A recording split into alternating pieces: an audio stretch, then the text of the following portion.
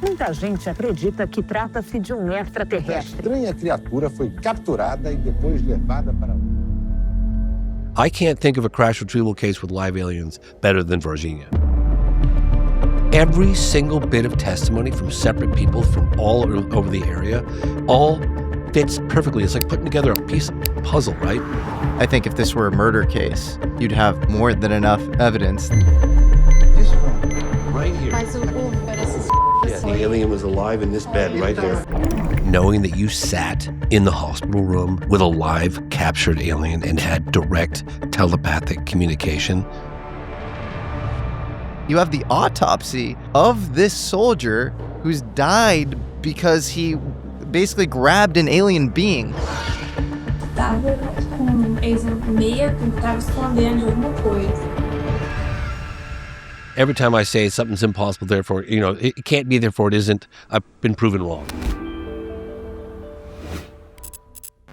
I'm here, round 2, with James Fox, who I always say is my documentarian hero, and now a friend. And I really appreciate you coming here because we're talking about, I think, maybe the most interesting case where you have a UFO, you have alien beings, and you have all of these witnesses in a town in Brazil, in Varginha, Brazil, as late as 1996. We're not talking about Roswell 70 plus years ago. Or Magenta, 90 years ago. And you've just done an amazing job in this movie of documenting all of literally the flight path of the UFO, 3 beings coming out of the UFO and them seeming sort of injured and afraid. maybe more. And you show all of these witnesses coming from disparate places that have zero reason to lie, have not made a penny off of any of their testimony. And they're coming from this, from Varginha, Brazil. They're not, selling books at like a conference in the Southwest in the US and like into the UFO lore. Like they don't really have pre-existing notions of what these things even are. So hard to get those people on camera. People have no idea. They think like people are just lining up. I want to be famous. I want my notoriety, get on camera. Exactly the opposite. People took years and in some cases decades to come forward.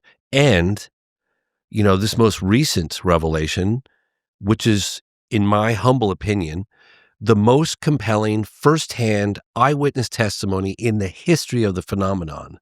I agree. I fully agree with that. Right? And it's not just some random Joe. It's the guy that ran all the hospitals. Humanitas, regional, like Bonaharts. There's 3. He mentions them in there. But in any case, he's a neurosurgeon. And he had health complications. He had a heart attack, then he got cancer, and he was like staring at the ceiling of the ICU, and he was thinking, if I get through this, I can't take this to the grave. It's literally I agree with you. It's the most amazing testimony I've ever heard from a person who was face to face with an alien being for what he describes as 3 to 4 minutes. Which is just remarkable. And it's clearly, he's a concert pianist. Yes. You show him in the end credits playing beautiful? piano. Oh my God. And he's a really well-respected neurosurgeon. Yeah. And it seems totally beyond reproach. And you see him, he's in the hospital and he's showing the bed that the alien was on. Crazy. It's crazy. And then he gets emotional. You take him to a cafe nearby. You get kicked out of the hospital, You get kicked out of the hospital. He's like, I think I might have just lost my job. So a lot of this might be, a lot of detail for people to take in, especially if they're not familiar with, kind of the background of exactly what happened, kind of high level. Yeah. So we might be getting ahead of ourselves here. So what happened in January of 1996 in Varginha?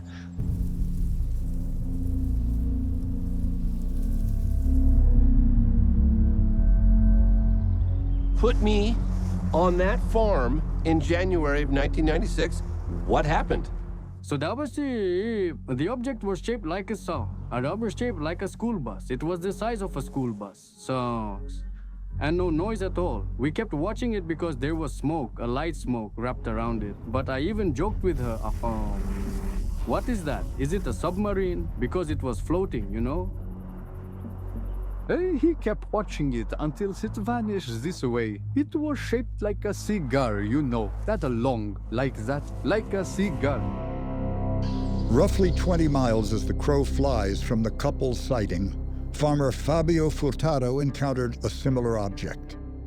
From here I saw it passed right by and made that movement over there in front, you see, and I saw it all from right here. Look, then it performed that exact same movement right here, and then it landed way back there. It was like a cigar, just flying through the air.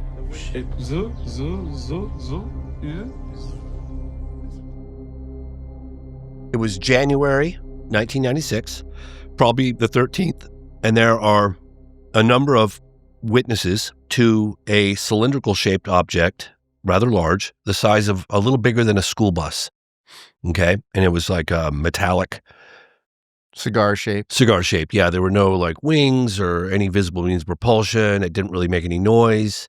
And according to the witnesses, it had, and for the first time ever in this recent cut of Moment of Contact, New Revelations of Alien Encounters, we actually have a map of all the various sightings of it, which really helped put things in perspective for me. You do a great job of that. Wow. I was like, oh my God, he saw it here. This person saw it here. This is the town of Varginha. The crash was here. It was like, it all makes sense, you know? And so they see this object and it had a tear in the back of it, which is very puzzling. Like, how did that happen? Something came in contact with that object to tear it and they said it was like a white vapor. It wasn't like a smoke from a fire that you would see. It was like a white vapor that it was coming out the back and that it was clearly in distress. And I was like, well, how do you know it was in distress? They were like, it was struggling to stay in the air. But they said, had the animals or the two farmers, had the animals not made a ruckus at 2 o'clock or 3 o'clock in the morning, they would have not even heard it or known it was there. It was absolutely silent. And they were expecting it to hit the ground, the two farmers. And then there was another gentleman, Fabio Furtada, at that farm, and he said that it was like it was over his house, and he was there with one other person at night, and he said that it was making a woo, woo, woo, woo, woo sound like it was kind of in trouble, and then it landed on his farm. It's the first time we got that testimony, and that's like over here, and then the object was seen here, and then it crashed right in the middle. And then there was a gentleman by the name of Carlos de Souza, and he was an ultralight pilot, and he was also a geography professor in Sao Paulo, and he was going up to go ultralight flying with his friends early in the morning on January 13th, and he sees, and he's a pilot himself, he sees this object, this cigar-shaped object with a gash in the back, just like everyone else described, that was struggling to stay in the air, and he never once thought alien. He was like, that must be some sort of weird experimental craft. Maybe it was government or Air Force, whatever. It's in trouble. It looks like it's going down. So it's really early in the morning. He turns off the freeway and he goes up to this place called the Maiolini Farm. It was a dirt road. And he goes up there and he sees it struggling to stay in the air. And then it just goes boom and hits the ground. He's like, oh my God, the thing just crashed. They need help. Wow.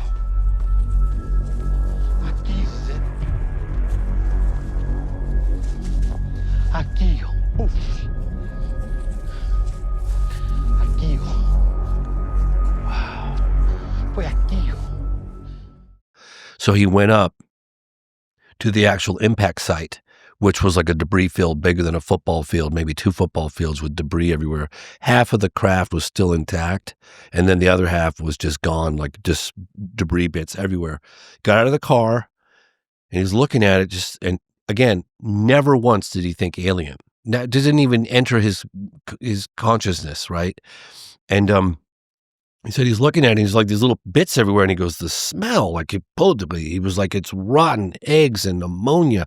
He grabbed his shirt and kind of pulled his shirt over his mouth. He's like, my God, the smell is so intense. She immediately smelled ammonia. It was like rotten eggs, a very strong odor. I had to cover my nose with the shirt I was wearing. And there was like kind of a liquid that he described, because I was asking like an acid or some sort of liquid everywhere that causing the grass and stuff to burn. And he said it was acid, maybe like an acid or something. Yeah, like some kind of liquid. And that caused, he was talking about the grass was affected by it. And actually, when we flew the drone over that exact alleged impact site, you can see it's different. The ground looks different in that zone than it does all around it. I mean, it really does. Yes. And he picked up one of the pieces and he said it was like aluminum, really light, like you couldn't feel it. Very much like the Roswell people had described. Always what you hear. Yeah. And he said that he could crumple it up really light, like you could barely feel it in your hands. And then when he released it, it regained its shape. It's the same thing as what Jesse Marcel That's said. what he said, yeah. It was weightless. You couldn't feel that you had everything in your hands. And then he goes, then all these military trucks started coming in from the military base Ezra from the opposite direction, which actually just a few months ago we were there, and I took the drone way, way up in the sky and pointed it straight down, and you could see where the Ezra military base, the route that Ezra would come in from, and he came in from the freeway on the opposite side, and that's when he was threatened at gunpoint. He didn't see anything. Get out of here. He was like, I was just trying to help. Like, what's the problem? I'm just trying to help. I'm not, and that's when he started, things got really weird. And then he got into his car and he left and he stopped at a gas station just a few miles down the road to have a coffee and just kind of gather himself. And that's when an unmarked vehicle showed up and they knew who he was, his name, his wife, his address, his daughter, like everything about him. 2 men approached me, dressed in black suits, all perfectly aligned, very tall individuals. They stood right next to me and asked me, "Are you Mr. Carlos de Sousa, married to so-and-so, your daughter so-and-so?" They described my entire life story right there. I turned to the man and asked, Who are you? What do you want to know? How do you know all this?" It was perfectly clear to me. Listen, you didn't see anything, you just shut your mouth and you leave. If anyone ever asks you anything at all, you didn't see anything. You don't know a thing, or else things will get, no supposed to say, it's really weird for you, all right? So just get out of here. I was, at that moment, completely startled.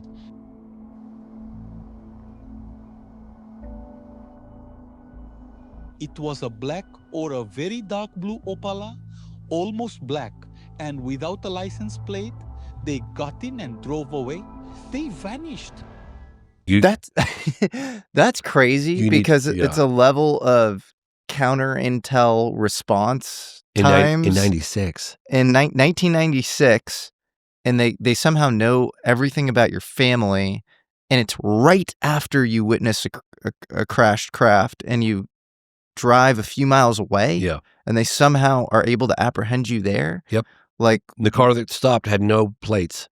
Did they have an accent, or was it? He said they were very tall. They had suits, and they spoke Portuguese. And sometimes there'll be one person speaking Portuguese, and there'll be a couple other people that'll just be silent in the background. And that happened in the case of Luisa, the mother of the 2 girls that came in direct contact with the alleged alien. And she's like, they were foreigners. Like, how do you know? Well, they didn't say anything, but they looked like foreigners, and the money was foreign. It was like American dollars in a briefcase. And he said that they were very intimidating. They said, you didn't see what you didn't see that.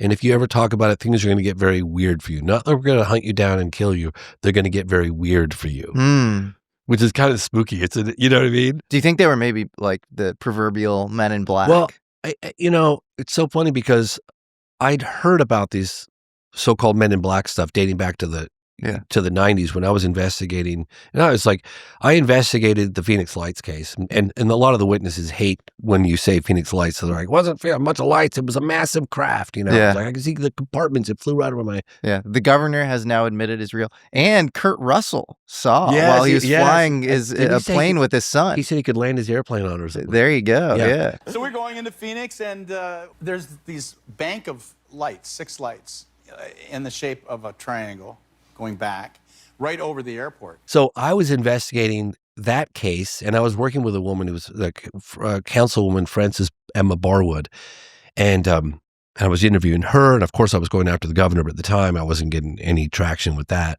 And I was interviewing all the witnesses, and there was one guy, a Vietnam vet, and he contacted Emma Frances Barwood, one of the few elected officials, councilwoman, that was willing to, hey, all she said was, let's investigate what happened, what these people saw. Like, let's just, and she was lambasted in the press. Oh my gosh, you can go see they were making fun of her.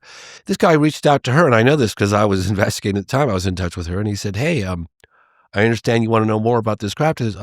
I'm a Vietnam vet. I was on my roof that night trying to get a video on a tripod of the Hale-Bopp comet because the Hale-Bopp was over the sky, and I have a CB radio, and I was listening to the truckers come up Interstate 10 from Tucson, and they were all describing this massive boomerang-shaped craft, and I realized, shit, this thing's coming right my way. So he said, I was all set up with a tripod and a camera, and I filmed it going right over the top of my house. Got great footage. Would you like to see it? She's like, yeah, I'd love to see it. So they make arrangements where he was going to drop it off at her office. I don't know if it was later that day or the very next morning or that night. 2 men roll up in an unmarked government vehicle in suits. And he goes, they were very intimidating looking. I mean, they were like in these dark suits. It was really hot. And the only thing they really asked me was, they said they were from France. They're like, we're from Francis Emma Barwood's office. We're here to pick up the video. And he was like, oh, I was going to drop it off, but I guess I don't have to. And he said, the only question they asked is, did he make any copies? And he said, no, I didn't. And so they took the footage and left. And a couple days go by. He doesn't hear from Emma. So he calls her up. He goes, hey, what did you think of the footage? She goes, well, what do you mean, what did I think of the footage? I didn't get the footage. He goes, well, you had 2 men from your office show up. She goes, I didn't send anybody around.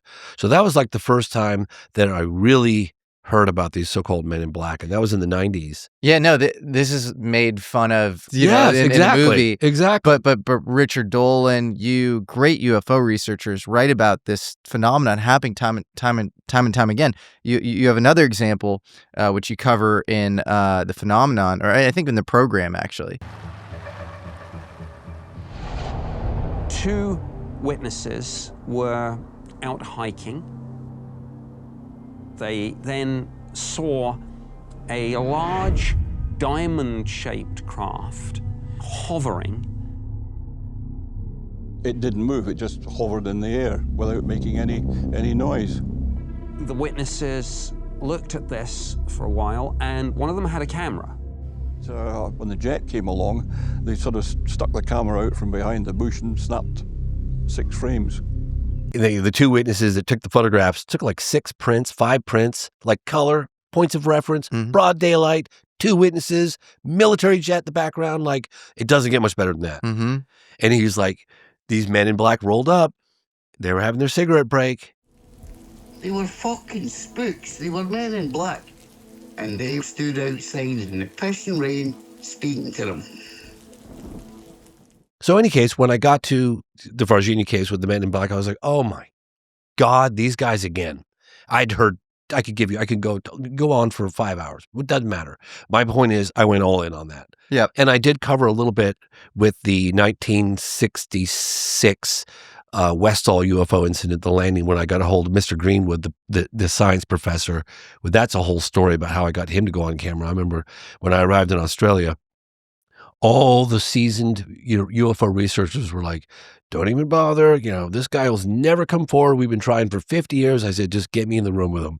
It was a great story behind how that whole thing goes. But he talks about these guys, the intimidation. They showed up at his door. They're in suits. Like, you know what I mean? Yeah. Some unmarked government agency threatening him, like putting the fear of God in this guy. And yeah. So then if you talk to Richard Dolan about who the men in black are, he seems to think OSI? No. Well, this is really trippy. He thinks it's like counter intel on behalf of the NHI or the aliens or the ETs.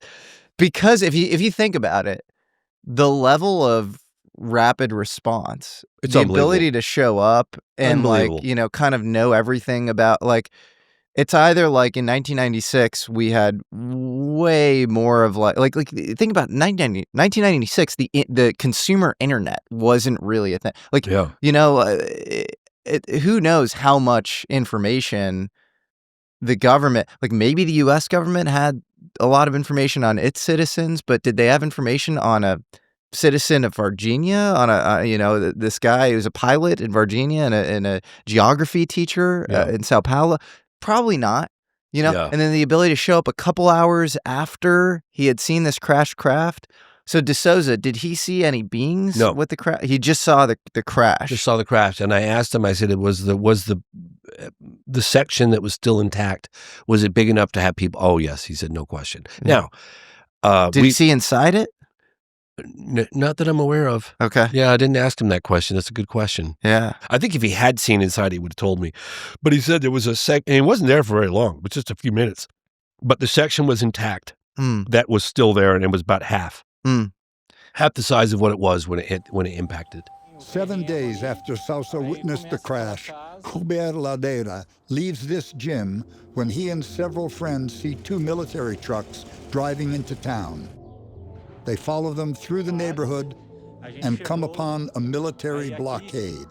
We tried to force our way through, and they raised their rifles, their weapons. Did you all feel scared at that moment, on that day? The only time I felt fear was when the soldier raised his rifle, because until then, I had never seen such a large weapon, and no one had ever pointed a gun in my direction, you know.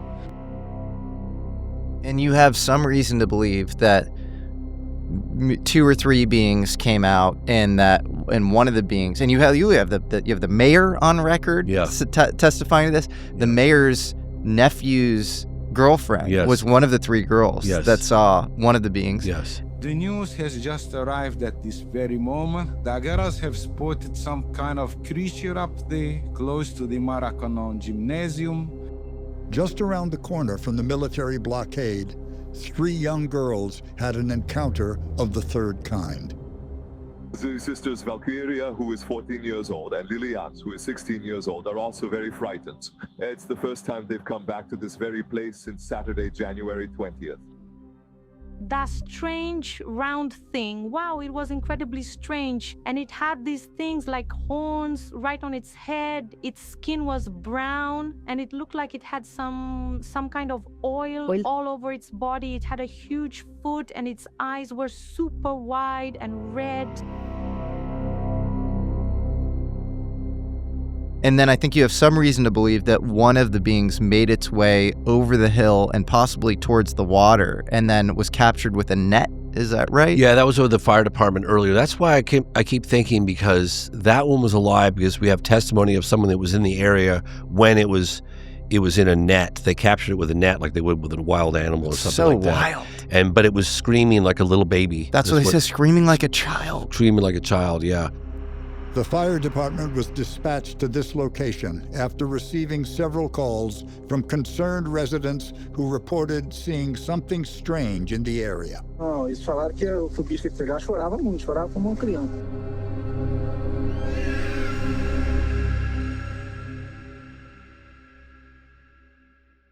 First of all, I'd like to take a quick moment to acknowledge all the Brazilian UFO researchers that have done a stellar job helping expose this story. Claudio Covo, Pacacini, Uberajada Rodriguez, Marco Petit, AJ Javard. I mean, these guys that came before us, Marco Leal's been on it for over 20 years. My partner, he's amazing. And the persistence of all of them, and Marco and I knocking on doors, like going downtown, putting up signs, like leading us to people. Like, I just want to give one example of how we got to the girls. Because the girls are like, this is not a career-enhancing move for these girls in a small town to be talking about. They got made fun of, ridiculed, laughed at. Like, their life was a living hell. Mm-hmm. Men in Black showed up at their mom's house. And they got offered cash to retract their statements. A lot of money. And they did not. They did not. And the mother said, I will not have, my daughters are not liars. That will not happen. That's right. And they were very intimidating to her. And like, so all this pressure and all this, but I was in Varginha, I'm going to say it was my 2nd or 3rd time, and it was probably 2012 would be my guess. And I was doing a silly TV show, which I'm not proud of at all. My bad, but whatever. It got me to where I am now, I guess. And I was for National Geographic. Oh, God, it was so bad. Sorry, guys. And we were out wandering in the jungle at night, and I got bit by a spider. Ooh. And it was like midnight or something. She had no business out. So silly. I got bit by a spider, and by the fang marks, it looked like it could have been a Brazilian wandering spider, which is deadly. They get me to this clinic, and they had to do an anti-venom, and I was up all night getting this drip feed. And then the next day, I didn't get any sleep, and the camera crew, the whole team, they were like, we're going here, and we got this scheduled, da-da-da. And I was like, I've been up all night, man. Like, I'm on-camera TV talent, and you guys are expecting. I was like, at the very least, I need to stop at a cafe and get a juice, because like Brazil's known for having incredible juice, right? Fresh juice. I love it. Mango, papaya, whatever. And they're like, no, we don't have time. We don't have time. And I was like, and the car was stopped. The van that I was in was stopped at a stoplight, and I just opened the door and got out. I was like, you guys leave without me. I need some juice. I need something to nourish me. So I walked into this random like cafe juice bar, and I'm in there ordering, and this guy's looking at me, and I think he said something in English like, hey, are you American? And I was like, yeah. What are you doing here? And I was like, oh, I'm kind of working with a TV show, covering the 1996 Varginha incident. He goes, oh my gosh, I dated one of the girls. I said, really? And we're trying to reach them. We're trying to find them. And he goes, hang on. Takes his phone out. Boom. Gets her on the phone. Hey, what's it going to take you to get? And that's how we first met. Whoa. And so had I not been bitten by you know what I mean? Like, whoa, the way it all went down. Yeah, I know. That's crazy. Really crazy, right? The creature was there. And we just came by this way. I didn't realize that's closer than I expected. It's like 8 feet away. And he was absolutely sweltering, sweating profusely, and it was incredibly hot. And so he was going through it, suffering from the intense heat, the scorching sun, and the effect it had on his skin. Remember I said, hey, everyone, look over there. Then he turned, I saw his eyes, and I immediately ran away. So when he turned, we could only see his eyes and what looked like a slit, but we couldn't really tell if he had a normal mouth like ours or something else entirely. When they locked eyes with this being, what were they thinking? Well, it wasn't a human that we saw, honestly. It wasn't an animal either. And so these days, I truly believe it's a being from another planet.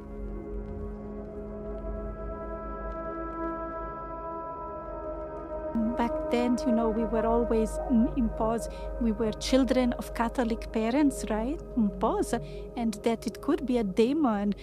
So that's why we ended up being afraid back then, So the 3 girls run to her house, and they say, we saw this creature. We might have been the devil, or whatever it was. And do they get in the car and drive here? Do they walk here? How did they get here? And what did they see when they got here? She said, let's go there in the pickup truck. And I told her, I'm not going, I'm too scared, I won't come back. Then Louisa asked, please, won't you come with me? So I finally got into the pickup truck, and we came back. We ended up stopping right here, look. In that very spot, I saw the creature's track, its foot. I will never forget it. I swear to God. Oh, I'm still trembling. Do you want to see one toe, then another long toe, and then another toe like this? Look. Smaller. Yes. Roughly 3 hours after the girls witnessed the strange creature, military police officers Eric Lopes and Marco Ceresi drive down this road on the lookout for something unusual, when suddenly it runs right across their path. These military personnel exited the vehicle. These soldiers, but most notably Marco Ceresi, wrestled with this creature to bring it under control. It was captured by Marco Ceresi with his bare hands, easily, and take it into the hospital. So what happens is Marco Ceresi, who's this soldier, apprehends this alien being, grabs him, brings him into the vehicle, right? Yep. And no hesitation. Puts it on his lap. It's so wild. And then he ends up with this gnarly bacterial infection, and I don't want to get too into the details because Chris Ramsay's going to do an amazing follow-up with you, kind of, which double clicks on this autopsy. But you have the autopsy of this soldier who's died because he basically grabbed an alien being, and it shows bacteria.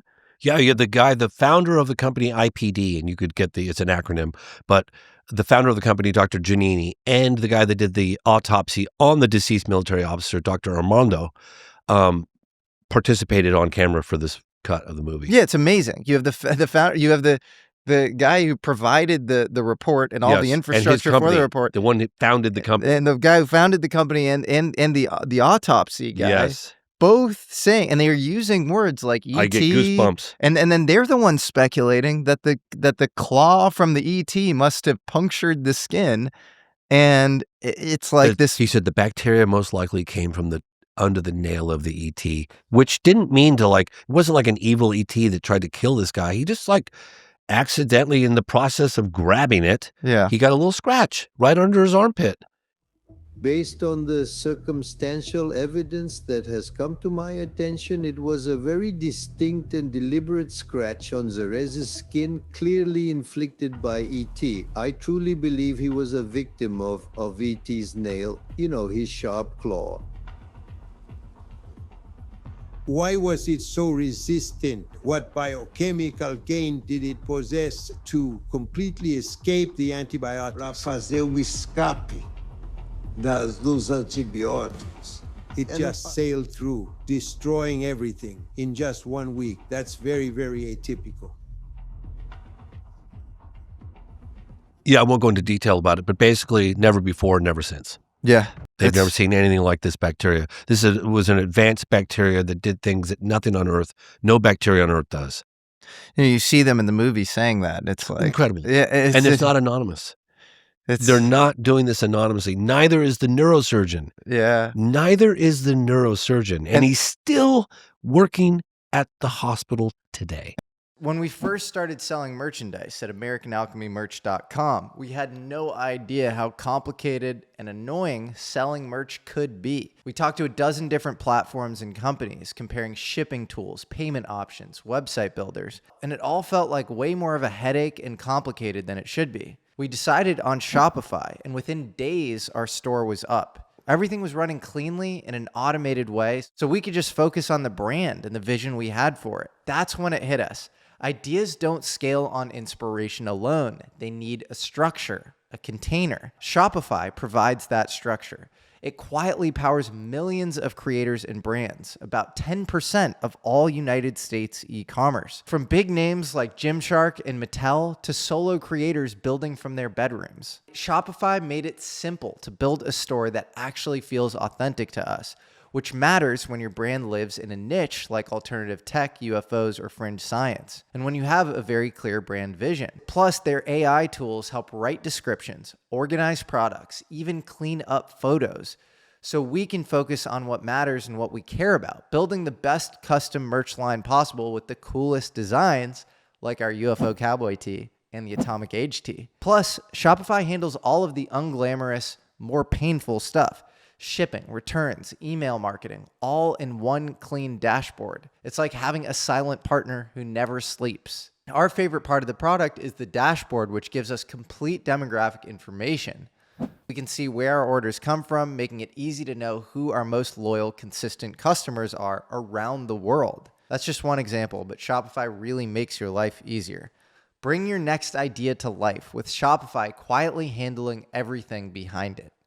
Sign up for your $1 per month trial and start today at shopify.com/Jesse. Again, that's shopify.com/Jesse, Jesse, for a $1 a month trial. It's just $1 a month to try Shopify, the state-of-the-art solution in e-commerce. And they tried to suppress this report, and Marco Cerisi's sister, tried to get, basically had to sue them and wrest the report out of them. And the wife couldn't get the autopsy report from her husband. That's crazy. And she was pregnant at the time. It's horrible. You know? Yeah. God, that was one thing that Dr. Roger Lear, thank you, Dr. Roger Lear, for tracking down the wife in 2002. After a protracted legal battle, the family finally received the death certificate. It was produced by IPD Laboratory, the Institute of Prevention and Diagnostics in Varginha.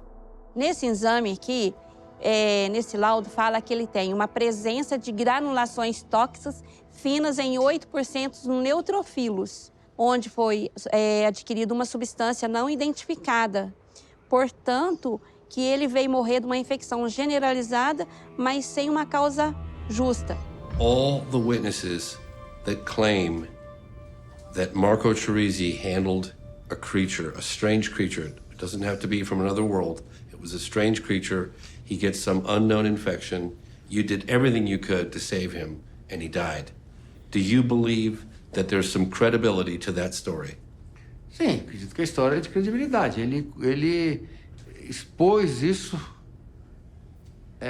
como um desabafo até para tentar uma ajuda para si próprio, para poder salvar a vida dele, porque ele percebeu que ele estava indo e, segundo a irmã, ele estava impedido de noticiar isto. Marco Eli Xerezi, de 23 anos, trabalhava na P2. A família só sabe que ele participava de uma operação secreta. Você confirma que seu irmão estava de serviço naquele dia 20? Confirmo.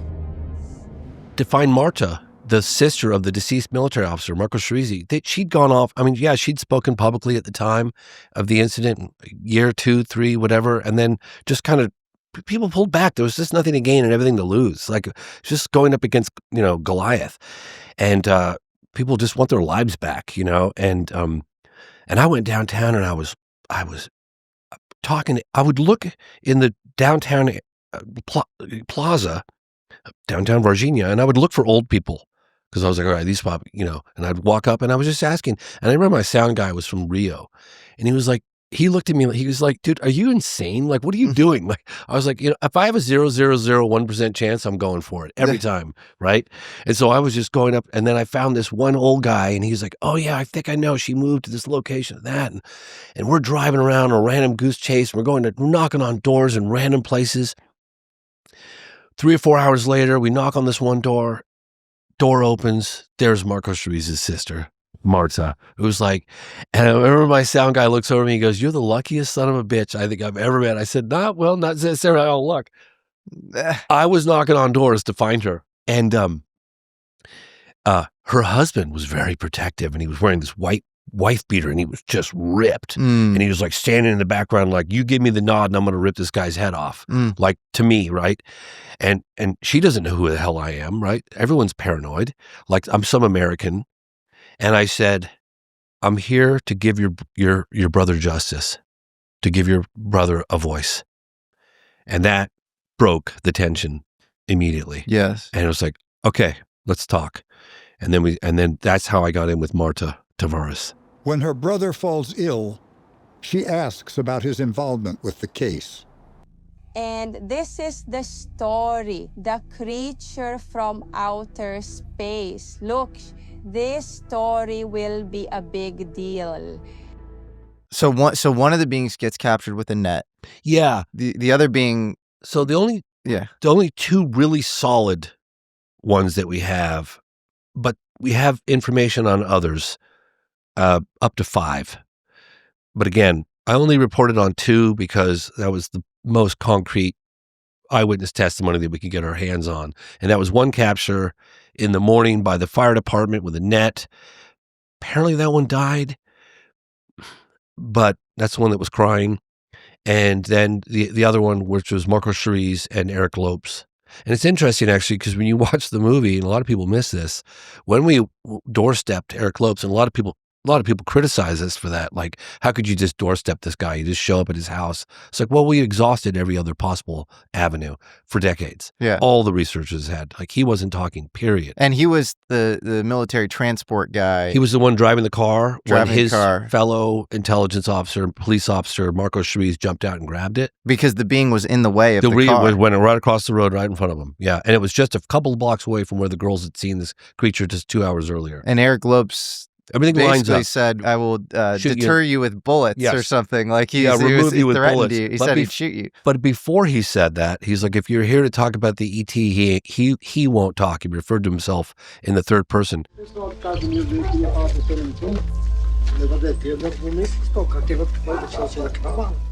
It's kind of like the police showing up at your door at a party, and you answer the door, you see the police, and you go, "There's no drugs in this house." It's like the police officer's like, "I didn't ask you about any drugs, but now that you mention it, it's interesting." He said if you're here to talk about the ET, something like if you're here to talk about the ET, he won't talk. Yeah. We didn't even say anything yet. We just said hello. So, well, that plus threatening to shoot you, I think, of course. is, not a normal reaction. He's like, he brought the ET up. Yeah, we didn't bring the ET up. Yeah. He did. Yeah. So it's like, read between the lines there. Tacit admission of something. Yeah, and when I was standing there trying to make sense of what was going on, because it was like everything was happening really quickly, and they were talking, and like I speak French and I speak a little Spanish, and I could really, like when I'm in the field, I really want to understand what's being said. Even when I was in China, I was like learning Chinese. Like I have to be able to communicate. So I have this level of focus where I really try. But these things were happening really quickly. He was making threats, I guess, about shooting me and shooting everybody else. Even there was a 10-year-old kid there. And I'm looking in the eyes of this guy, and he's like up in a window on the second floor looking down at us, and he's got something in one hand, and I don't know what, if he had a gun or whatever he had, but he's military intelligence. He's P2, like he probably doesn't have any problem. I'm sure he's armed to the teeth, but I'm looking in his eyes, and I hear all this commotion going around me, but I had a moment where time almost stopped, and I looked into this guy's eyes, and I just saw eyes of someone that I've never seen before, because like they look so grief-stricken. They look so sad. Like I was just like, it's like time stopped, and I'm looking in this guy's eyes, and I've never seen eyes like that before. Like if you could imagine harboring or witnessing a murder or something really intense, and then having to be quiet about it because maybe your family's threatened or your life's threatened or who knows what, like, and you had to harbor that for the better part of 30 years, like the toll that would take on you. Well, you see it, even you hear it with what he says to you in the movie, and you sense that he's been threatened, his family's been threatened, and that he probably feels like kind of half a man or something, like he's been he's been submitted through force. Se você poderia, tipo, tá Então ele não quer. falando, não Não quer. quer? Ok. Tá tudo bem com você? Fica com Deus. Muito obrigado. Obrigada, So- fica com Deus, Fica com viu? Deus. So Eric won't talk. No, What he just happened? What happened? Is that Eric Lopez? Ele não quer conversar. Who is that? Yeah, Eric Lopez. That's Eric Lopez. Ele não tem. He doesn't want to talk at all. Pois é, entendo. Turn me down. Yeah, Okay. let's go. Oh my God, that was Eric Lopez. Obrigada. Just saw him. Oh yeah. Okay. We'll go talk. Did you get him, Dave? Did you get him? Please tell me you got him. Fuck, dude. That was Eric Lopez. Fucking got him. You get him in the window? Yeah. Fuck. If that guy had nothing to hide, he would have just said so. That guy was driving the car that Marco Treisi was in. We received an unexpected request for a meeting from the chief neurosurgeon at Hospital Regional, the same hospital where military police officers Marco Treisi and Eric Lopes allegedly had taken the live alien they'd captured on the road. Dr. Italo Venturelli, the head neurosurgeon at Hospital Regional, was on duty in the ICU when he had the most extraordinary encounter of his life. In this room or which Yes, room? this room. Right here. Mas o vídeo que o senhor assistiu da shit. cirurgia The foi... alien was alive in this bed right here. Deitado aqui, So he saw the coberto creature aqui. right Saw here. the creature right there? Coberto Wow. até, Right there. While he was coberto watching até the aqui, ó. video of the surgery. Coberto até aqui. His eyes, they were like a teardrops, red, much redder, especially right here, And he was, well, partially covered. He was right here, But he was still alive. He looked at in the eyes of the creature Yes, in this bed. in this bed. And what did the Yes. creature say to you? Yes. What? I saw the red eyes. His face was white, his eyes were red, and he wasn't showing any suffering at all now. If there was perhaps a possible telepathic communication. Yes, right there, you see? As if to say, something like, I'm perfectly fine, I've been well looked after.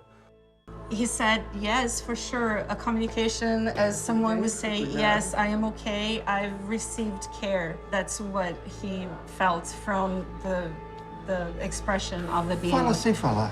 To speak without speaking. It spoke without speaking. According to Dr. Italo, a being underwent a procedure by his colleague, fellow neurosurgeon Dr. Marcos Vinicio Neves, who died in 2018 of a heart attack. The other primary witness was his partner, fellow neurosurgeon who was slightly below him, Marcos Vinicis. And Marcos Vinicis, there's a lot to that story as well. He had a heart attack in 2018. He didn't survive, and he passed. And he did surgery He did, on he the did alien being. He did a procedure on the being. Yes, yes, yeah, I know. It's so, and so he died in 2018. I believe. 2018, yes. And Venturelli, he said he was face to face with this being, and what did he describe as far as that interaction? He said that this is incredible. It's hard to kind of wrap my mind around it. You know, it's like I've only had a couple of cases where I'm almost kind of pinching myself during filming. One of them was with the former governor of Arizona, Fife Symington, when he confessed after 10 years that he had not only believed about the Phoenix Lights case, but that he too was a witness to the event. And then he looked into it, and he, as a pilot in the Air Force, he said that thing could not have been from here. And I said, how did you know that, Governor? And he goes, because of its size and its flight characteristics, it couldn't have been from here. It had to be otherworldly, is how he put it. And that was a moment in my career where I honestly, and I'm not just making this up, I remember sitting in my chair and I'm going, did the governor of Arizona just say that he too saw it and that he looked into it and he felt it was otherworldly? And I'm like, I think I must be dreaming. And so I'm like pinching I literally grabbed my leg and I pinched it. And I was like, no, I feel that. I'm not dreaming.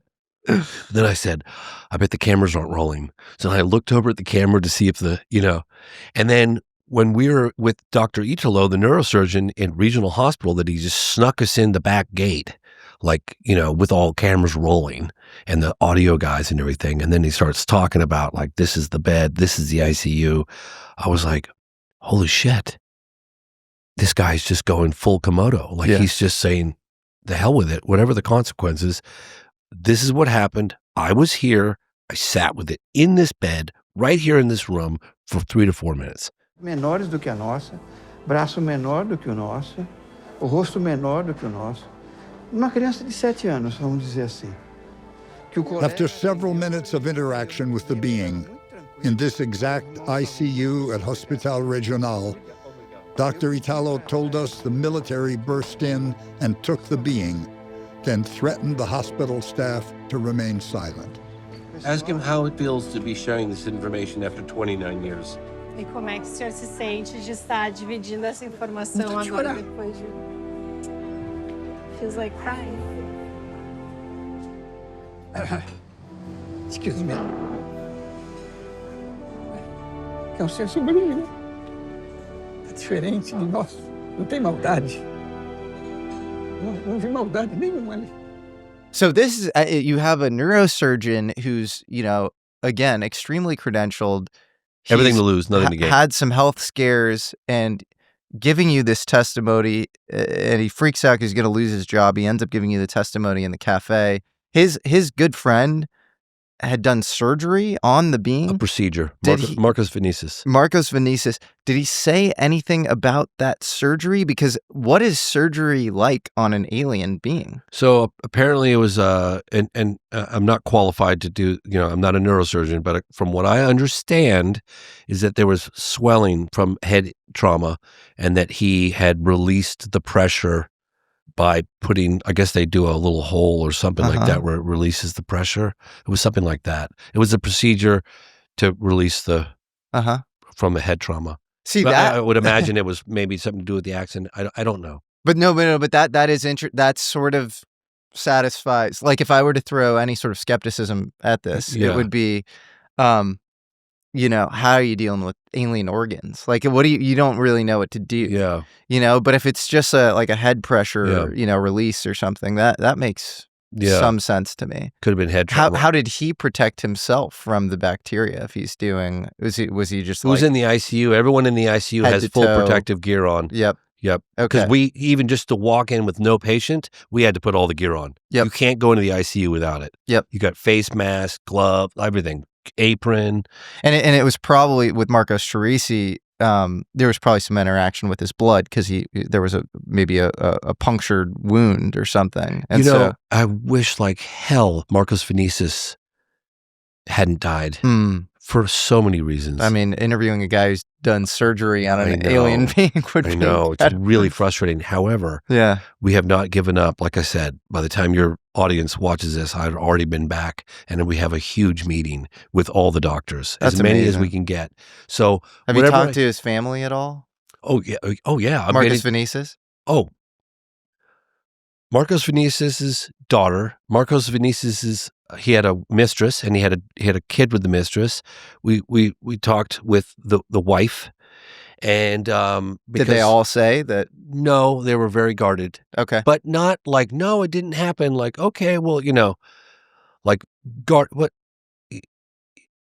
You come in as outsiders to a place. It takes a while. Like it took when the film came out.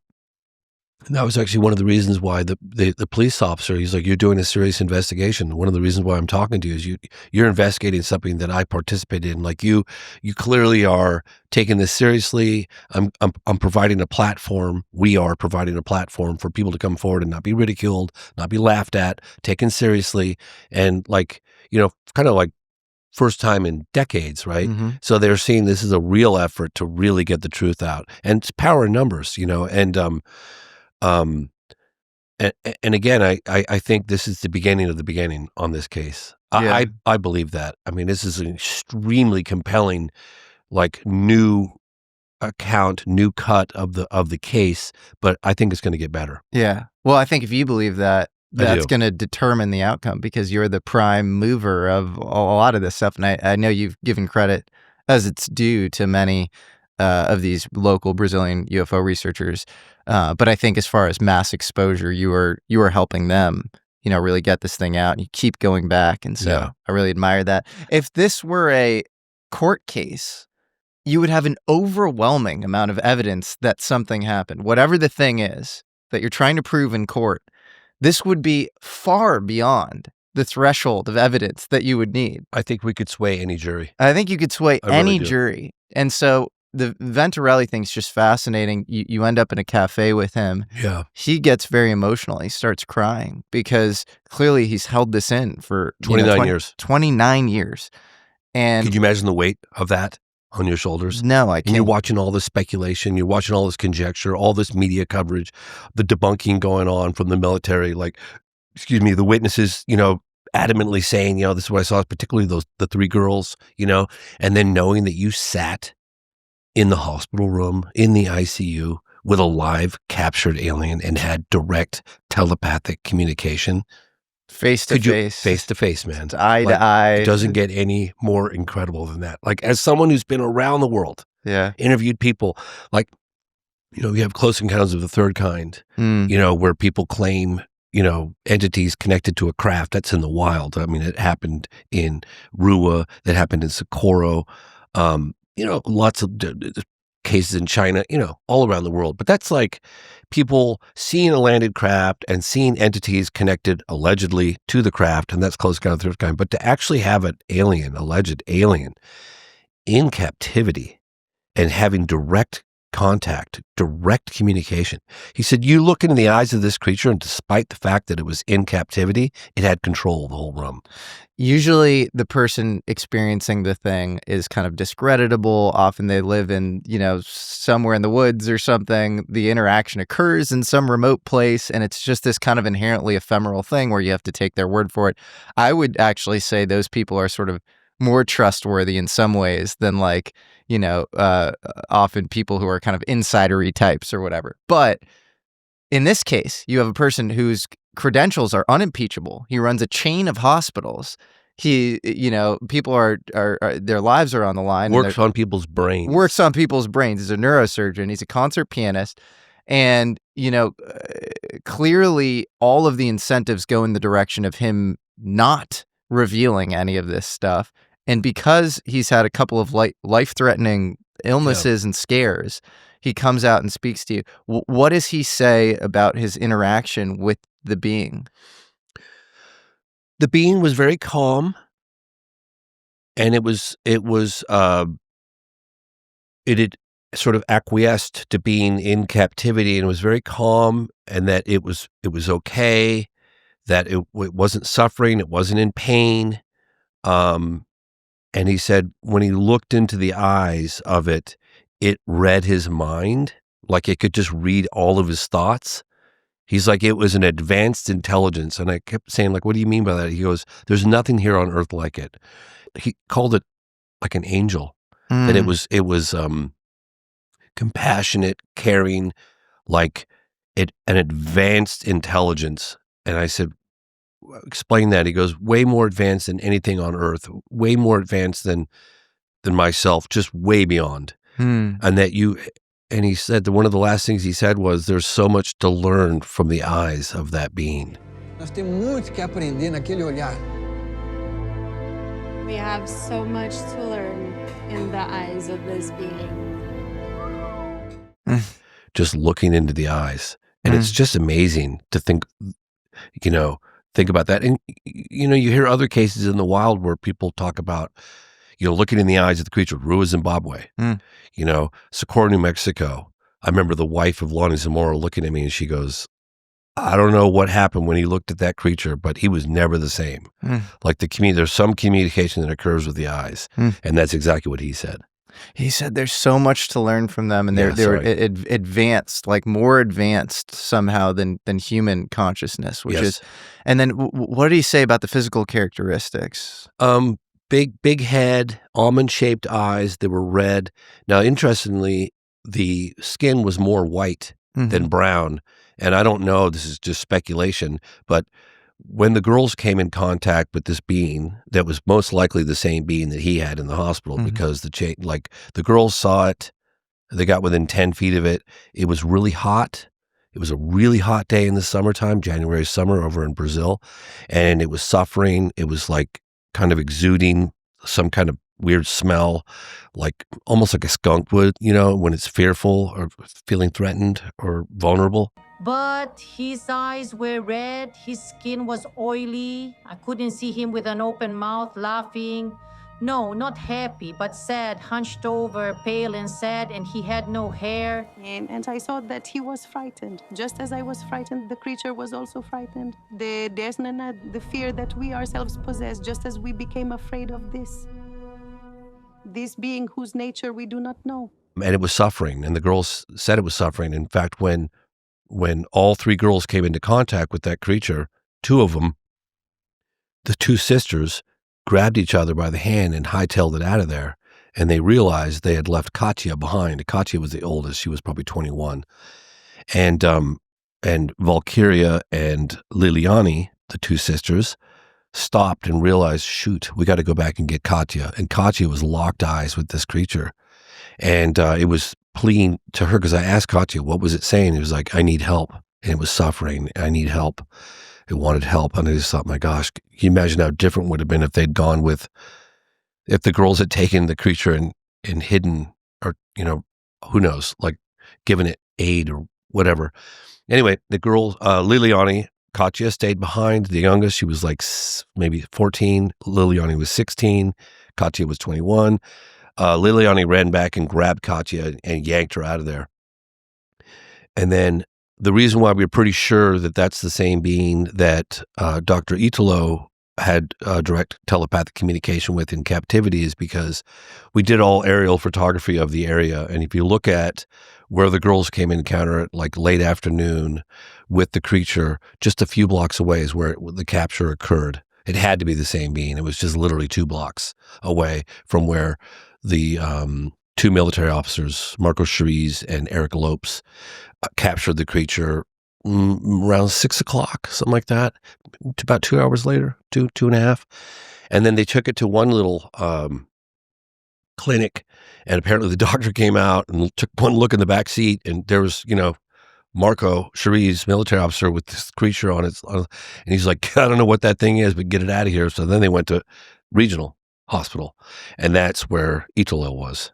So it makes perfectly good sense. We knew that creature went to regional.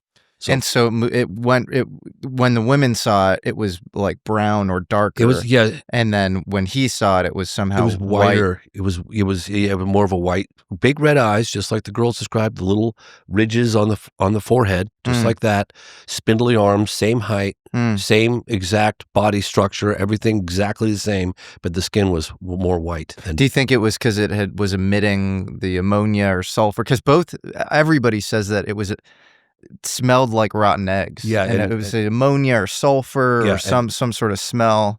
She immediately smelled ammonia. It was like rotten eggs, a very strong odor. I had to cover my nose with the shirt I was wearing. I couldn't stand the smell that was right here inside my nose. It lasted for about 20 days, and I have no idea where that awful odor came from. I even went so far as to wash my nose with alcohol and water just to get rid of that smell. Stayed in the sinuses for days, if not weeks. Right. And like, there was another one, which was one of the deceased ones. We interviewed a radiologist, and I think he was at Regional Hospital. Pretty sure it was Regional. And he said that the room where he did the performance of doing the x-rays, that stank they had to close that wing of the hospital down for days, and they disinfected the whole thing. And he said it took days, and it was in his sinuses. It was everywhere. Did the smell leave? But even after being washed and disinfected, the epidemic smell still lingered in the ward. In fact, our sector was closed because it couldn't accommodate external patients due to the very strong odor. So we're having a big meeting in a week. We're meeting with pretty much all the doctors. Wow. Yeah. Some of them, at Humanitas Hospital, have stories. Some of them aren't ready to come forward just yet. Some of them might want to come forward, but there's power in numbers, strength in numbers. And according to the book by Roger Lear, there was another creature that was alive that went under a procedure because a lot of them got hurt in the crash, evidently, that also had communication with the two doctors, but they're at Humanitas. And so we're trying to find those guys right now. And Roger Lear was contacting me. It was probably 2013. And he was like, I know you're doing something on Varginha, and I got to talk to you. I said, yeah, we definitely got to talk. Let me come. I got to go on camera. There's things I need to discuss. And I said, I kept postponing. I was so busy. I was working 17-hour days. I was so busy. I could barely talk. And he goes, well, you got really angry with me. And he was like, well, if you're not going to meet with me, I said, Dr. Lear, it's not that I don't want to meet with you. I don't have the bandwidth right now. And he goes, well, look, take my tapes. So he gives me his tapes.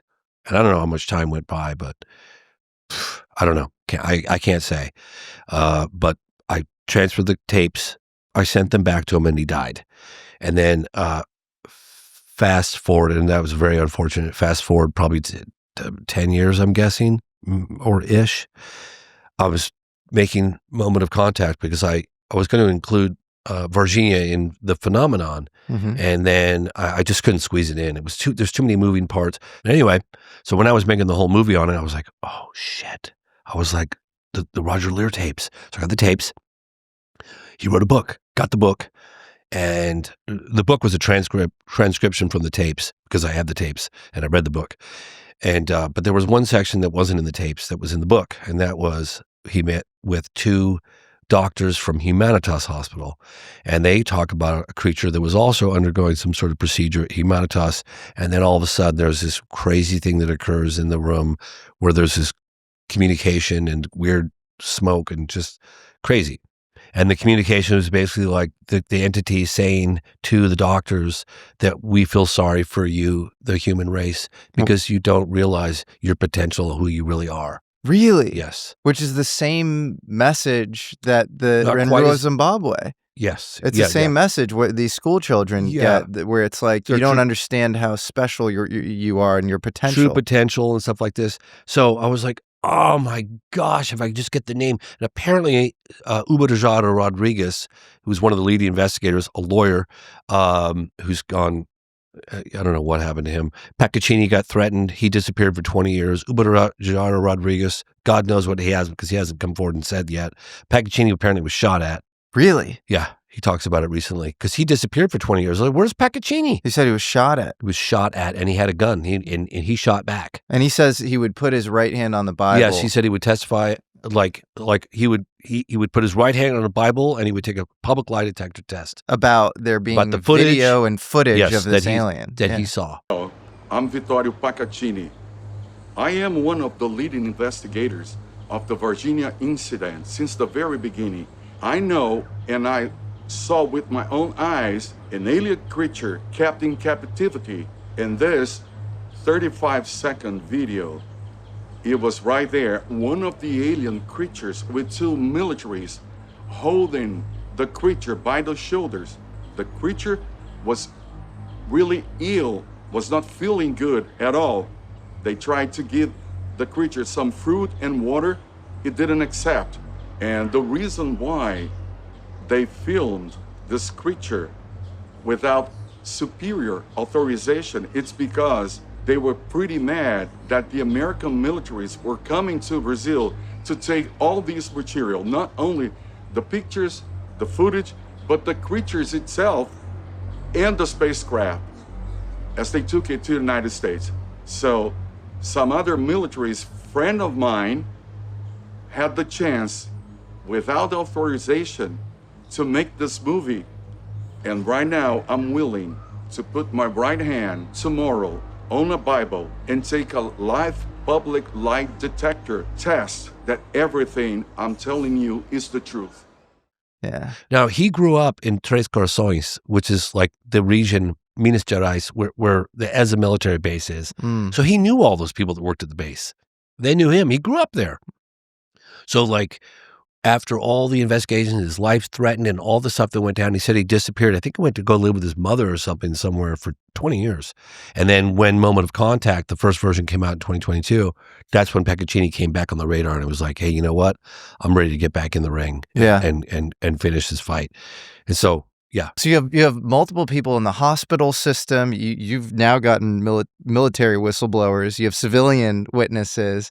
I have the guy that drove it. You got the guy that drove the being. Yeah, that saw it and drove it. So, like, the amount of disparate, uncorrelated sources, I think, is just unbelievable. And that comes from you literally touching down in Varginha and on a piece of paper. Like, do you know what happened in 1996? What does he think about the case? Does he think it happened or it didn't happen? Absolutely. What are your feelings on Varginha? Mas eu acredito. Sempre a mesma coisa, que apareceu, que as moças viram. Eu acredito realmente no caso do ET de Varginha.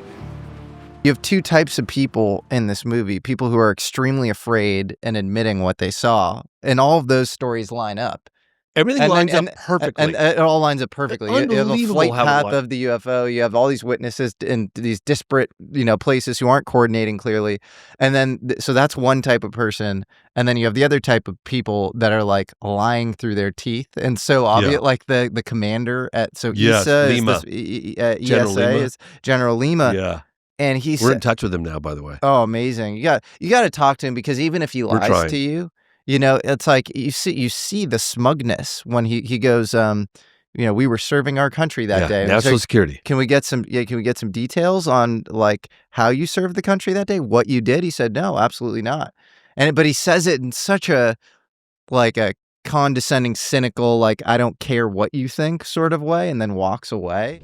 Saber o que eles estavam fazendo no dia do acontecimento? Trabalhando. Vamos para o exército, então, na nação. Isso tem como ser provado? Para quê? Na imprensa. Não se quer provar os fatos? Tem que provar tudo que eu tinha para dizer.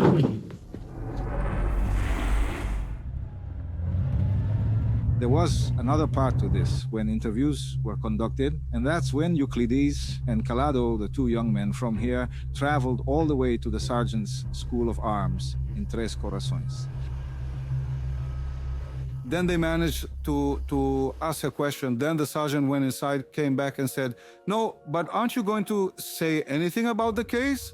Look, if you ask one more question, you'll be arrested.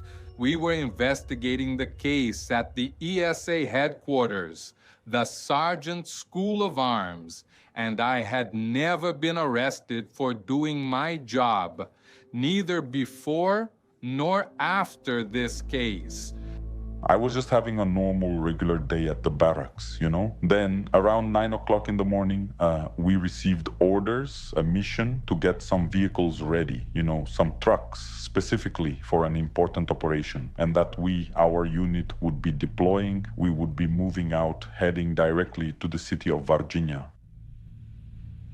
We were given the order that we should proceed to follow a number of specific vehicles, which were clearly unmarked and definitely not military. So I followed this military man, you know, who was from the Secret Service, passing through the city center near the hospital, if I'm not mistaken, the regional hospital. And afterwards, we went to Humanitas Hospital. When the instruction was given to back a vehicle up into Humanitas Hospital. When I was approaching the entrance, how exactly can I express it, of the hospital's immediate surroundings, I noticed a container, a stainless steel table with a container on it, you know, with several doctors and other staff members holding clipboards. As I was analyzing, it seemed that everyone else was also caught up in the same thing. And when I realized, I saw something completely different.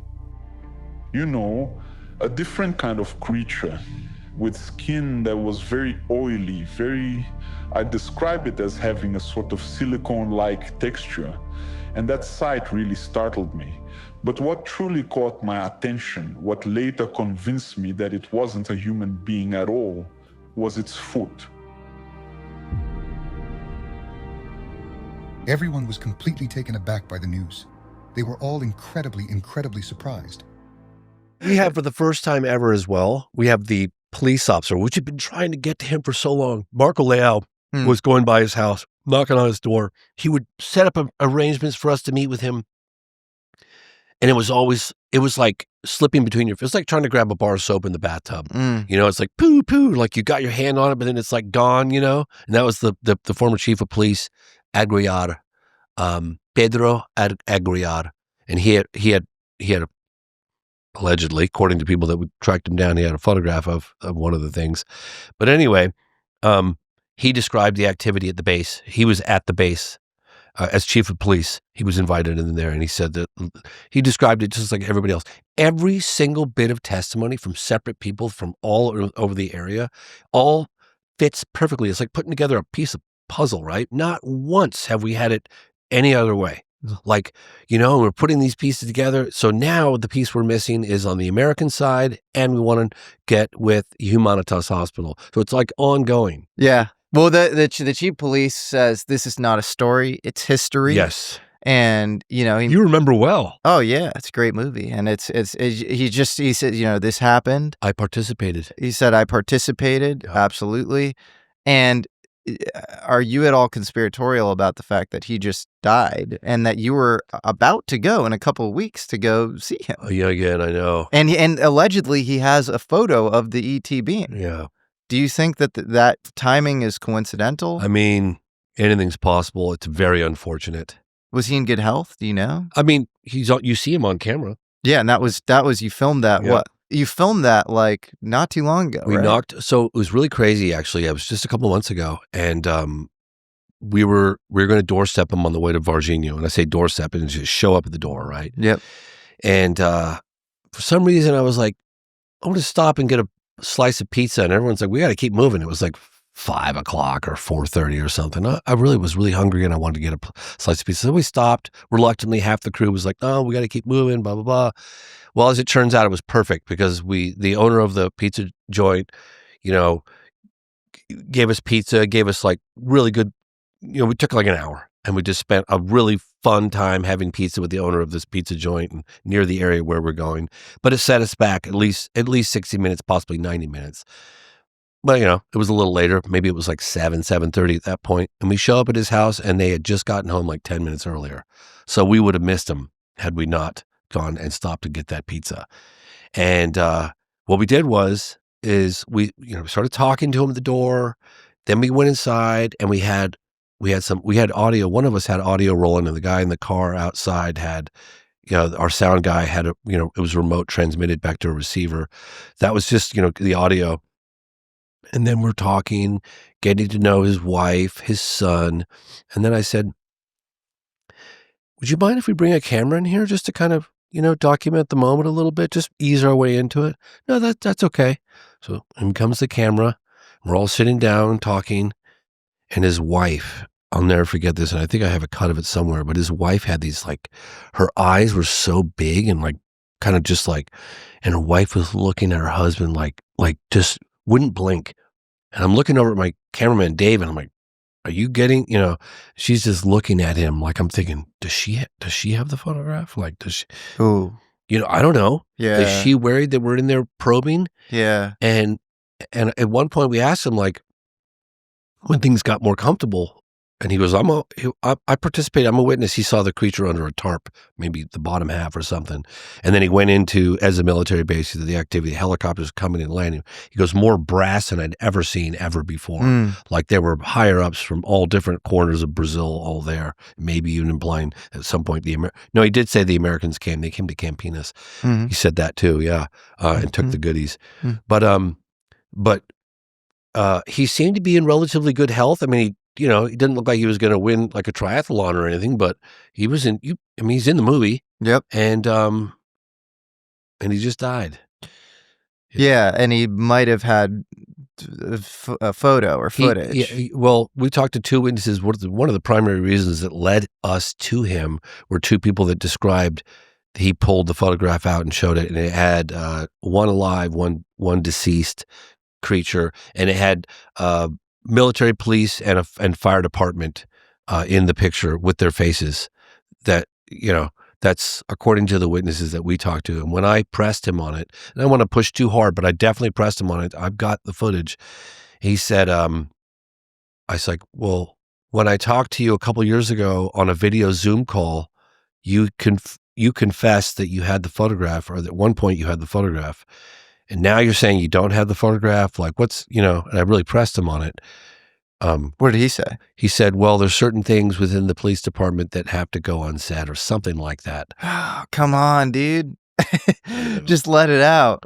There's, and I feel the frustration from people out there if there's not a picture, there's not a video. First of all, I never give up, and I'm not giving up. I will never give up. I'm getting closer. We are, as a team, are getting closer and closer and closer. And the developments that are happening are unprecedented. It's an ongoing investigation. I'm not giving up. I think this is the case that's going to blow it all out in the open. That's my humble opinion, because I can't think of a better crash retrieval case involving the Americans. It's recent enough, or most of the people are still alive, right? Unless you can. I can't think of a crash retrieval case with live aliens better than Varginha. No, I think it's the best recent case. And again, I think if this were a murder case, you'd have more than enough evidence that it happened. Yes. No question. And so, there's this, you want a smoking gun? Maybe you don't have that. But I bet you in the world of deep fakes, if you produced a photo, the goalpost would move. And there'd still be skeptics who'd say, oh, look at the photo is blah, blah, blah. It's blurry, blah, blah, blah, Unless the neurosurgeon who shot the video came forward, so you have provenance. That would... I think that'd be pretty good. I think that would be about as good as you can get. I think that'd be as good as you can get. And then it is what it is. It is what it is. Yeah. Jose Fernandez is this air traffic controller. Yes. Who, what does he see? His unit was responsible for monitoring specific airspace over the state of Sao Paulo. Do you know anything about this case? What I am aware of is that the U.S. Air Force made a landing in Campinas. A specific aircraft belonging to the United States Air Force landed there in Campinas, and following that, 2 helicopters took off from the very same Campinas airport, proceeding to an entirely unknown destination, which we later came to understand was the city of Varginha. They landed, collected something that no one knows what it was, then returned to Campinas, placed it inside the USAF aircraft, and then they took off. They were gone. And the mission was, what we were told, was silence. So it was really funny, actually. because let's back up a little bit, by a couple of years. And I was just talking to Lou Elizondo about this. Lou was pestering me before I had a final cut of the first version of Moment of Contact, and he was like, I need a copy. And little did I know about what was happening behind the scenes. I need a copy. I said, Lou, it's not done. He goes, I don't care. I need a copy. And I said, okay, sure. He goes, if you had any idea who's watching this right now, and basically Lou was like, okay, this case is absolutely amazing, but the air traffic controller who talked about USAF coming in without any government regulations. They didn't have government approval. USAF is U.S. Air Force. Exactly. But I kept hearing USAF, and I was like, USAF, what's this guy talking? Oh, United States Air Force, the acronym USAF. And that was one of the aspects that Lou really wanted to share.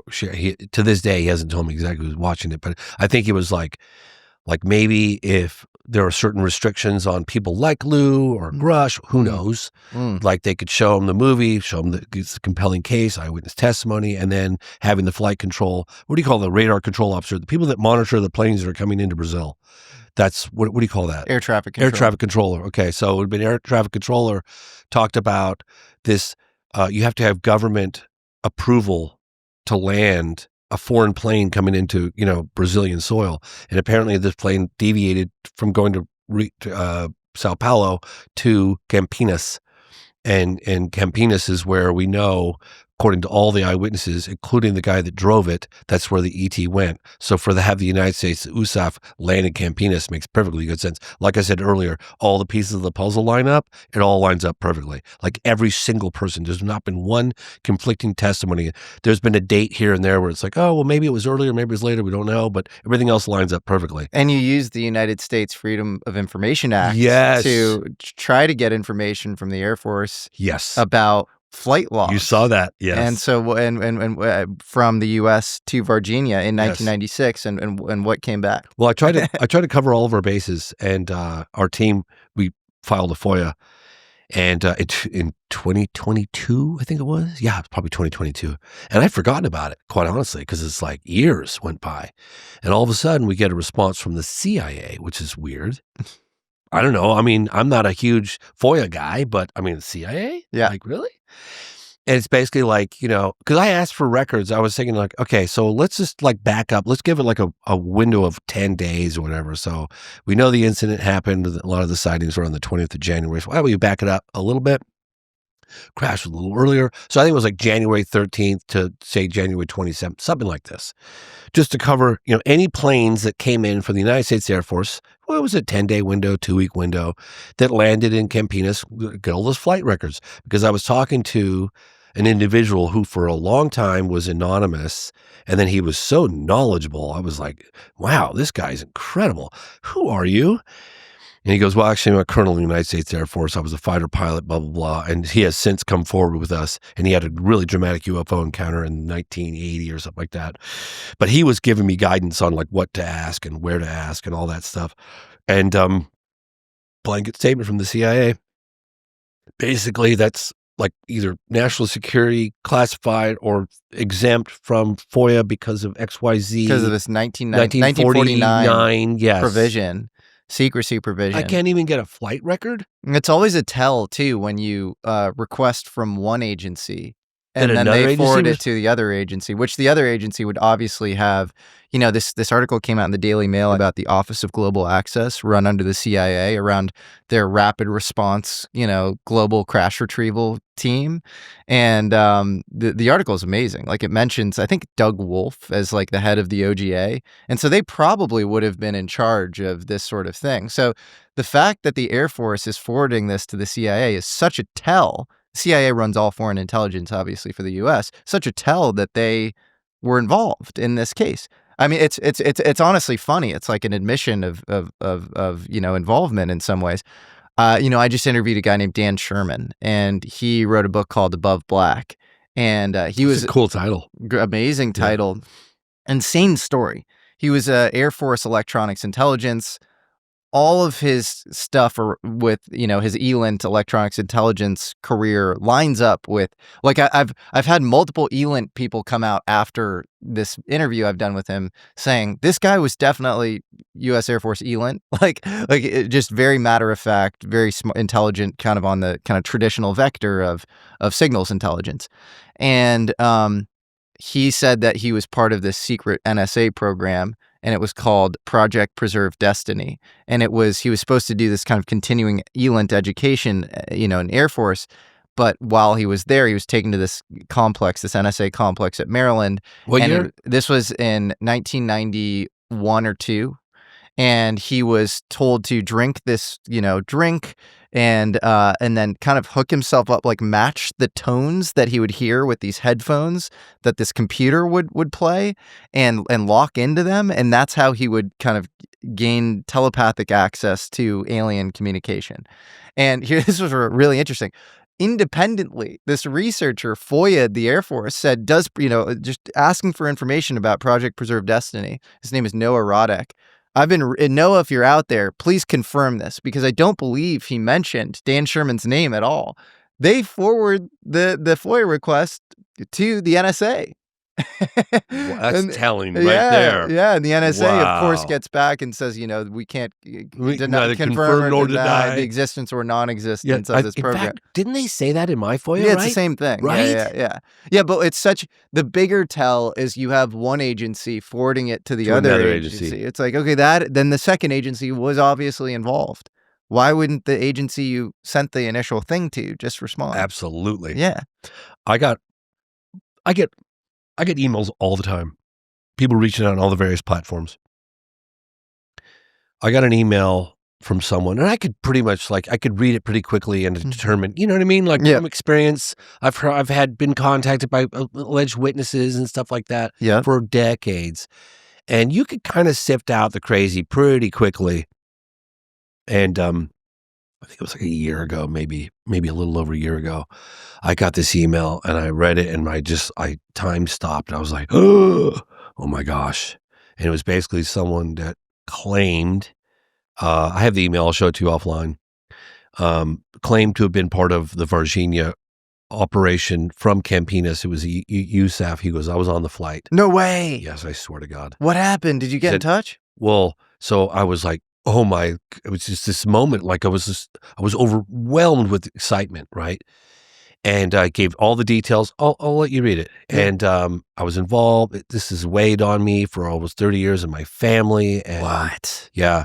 You have to be very careful how you reach out to me. If you do it this way or that way, I'm going to cut all ties. It has to be this way, blah, blah, blah. And I was like, whatever you want, let's do it. Whatever makes you comfortable. Then I didn't hear anything for about 24 hours, maybe a little longer. And this individual said, oh, my systems were hacked, and that wasn't me that wrote that. No way. So. Did you do some follow-up and research? Oh, hell yeah. And figure out who this person was? Yes. But when this individual reached out, and I have a Proton email now, which I'll provide to you. You can put it on the screen at some point. Yeah, well, yeah. Because it was through Google. It was through Gmail. When I thought, well, that was silly. Why did you contact me through Gmail? Yeah. That's easily hacked, and it really worried me when I got it. Yeah. But he didn't leave me a number. I couldn't find him on Signal. So I responded just the way he told me to respond. And the feeling I had, certainly from his response later, was that he got a phone call, something happened, shut this down. I don't know. But it seemed so authentic. It seemed so like this guy was really part of it.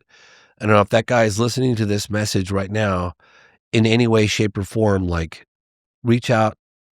You'll provide the Proton email that I'll give to you. You can put it on the screen. I'll put it up. Yeah. Thanks. Yeah. But so, did you do some background research on this person to figure out? I did through some connections of mine. Yes. It was the Air Force. Marines. He was Marines. Marines. Yeah. Okay. Yeah. And so is it plausible that what he was saying was correct? Very interesting. Yeah. I mean, he gave you'll see. Do you find any colleagues of his or anything? No. And since then I was putting out the program, and then in record time, I put out the new cut of Moment of Contact, 9 months from concept to completion to delivery, 9 months, which is a history. I have had so little bandwidth for anything else. There's so many things to follow up on. I'm going back and forth to Brazil. We got to find this guy. Have you heard of Jonathan Weygandt? Yes. I interviewed him in the 90s with... yeah, what am I talking about? You have an interview with Jonathan Weygandt, which Stephen Greer edited down in a weird way. Yeah, I was actually there for that interview, and I went around the country with Stephen Greer just because I was like, oh, this guy says he's got all this access to people, blah, blah, blah. And I wasn't even prepared for landing cases, let alone crash cases back then. I mean, I heard about Roswell, but I met him, and he was in his 20s, and I was in my 20s, and I was like, boy, this guy, and he was so paranoid at the time. Yeah. And this is in the 90s. Well, he was beat up. He was paranoid, and he was talking about, like, it was one of the interviews that I was on Stephen Greer's. Anyway, he left an indelible impression on me because I saw behind the scenes how terrified he was. He was debating on whether I didn't even come forward at the last possible minute. He talked about, I think either he was in the helicopter or they mentioned the fact they could take him up in the helicopter. It was a very big forest. They could just throw him out anywhere. He would never be seen or heard from again.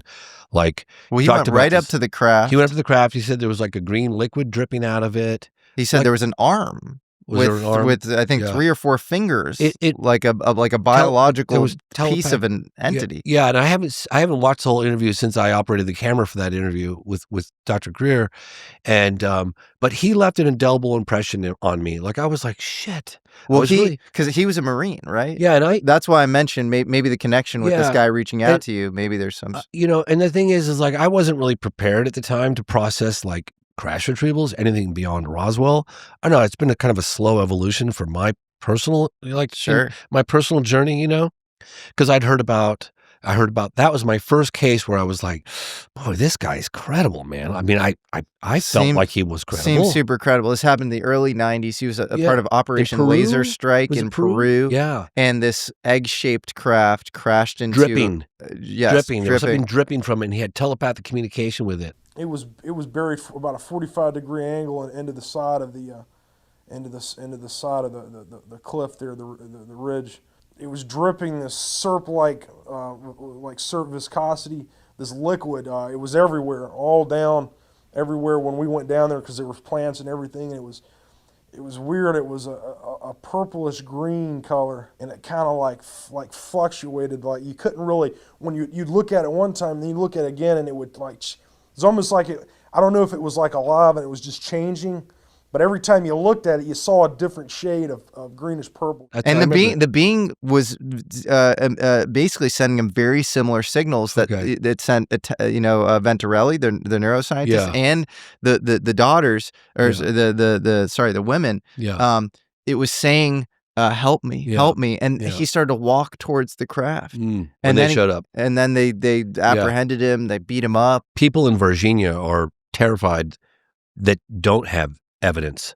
Just the fact that they witnessed the event or drove the creature or whatever aspect, they experienced, they're terrified. Now, obviously the ultimate, holy grail of evidence that I'm bending over backwards to get my hands on, and we keep getting close, is film footage. Yeah. Now, I know through experience that if I do get my hands on it, and bloody well we've gotten close, I got something to worry about. And I've thought about that many times. Like, could I upload it to a server? Could I send it to 10 different people? Yeah. Like, how do I deal with that scenario? In fact, I had a really vivid dream just recently. Really vivid. Like, in fact, when I was watching your show with Joe Rogan, he had that dream. Yes. That really vivid. I had a really vivid dream where I was in Varginha, and I was in a very crowded area. I think it was like a conference, or we were having a screening or something. And lots of activity, and some gentleman walked up to me and he handed me a thumb drive, and he just slipped it in my pocket, and he just looked at me and he kept walking. And I was like, shit, this has to be the footage, right? But in my dream, I was going, what do I do? And then I just felt this dude. Maybe that happens. I just got the chills. Now I have a target on my back. Like, what do I do? Like, I feel like I'd have a target on my back to get the hell out of there. I need to get it uploaded as quickly as possible. Go to a fancy hotel in Sao Paulo. I don't know. But anyway, if there's one thing that I've learned in this field, don't draw quick conclusions. Don't have that knee-jerk reaction.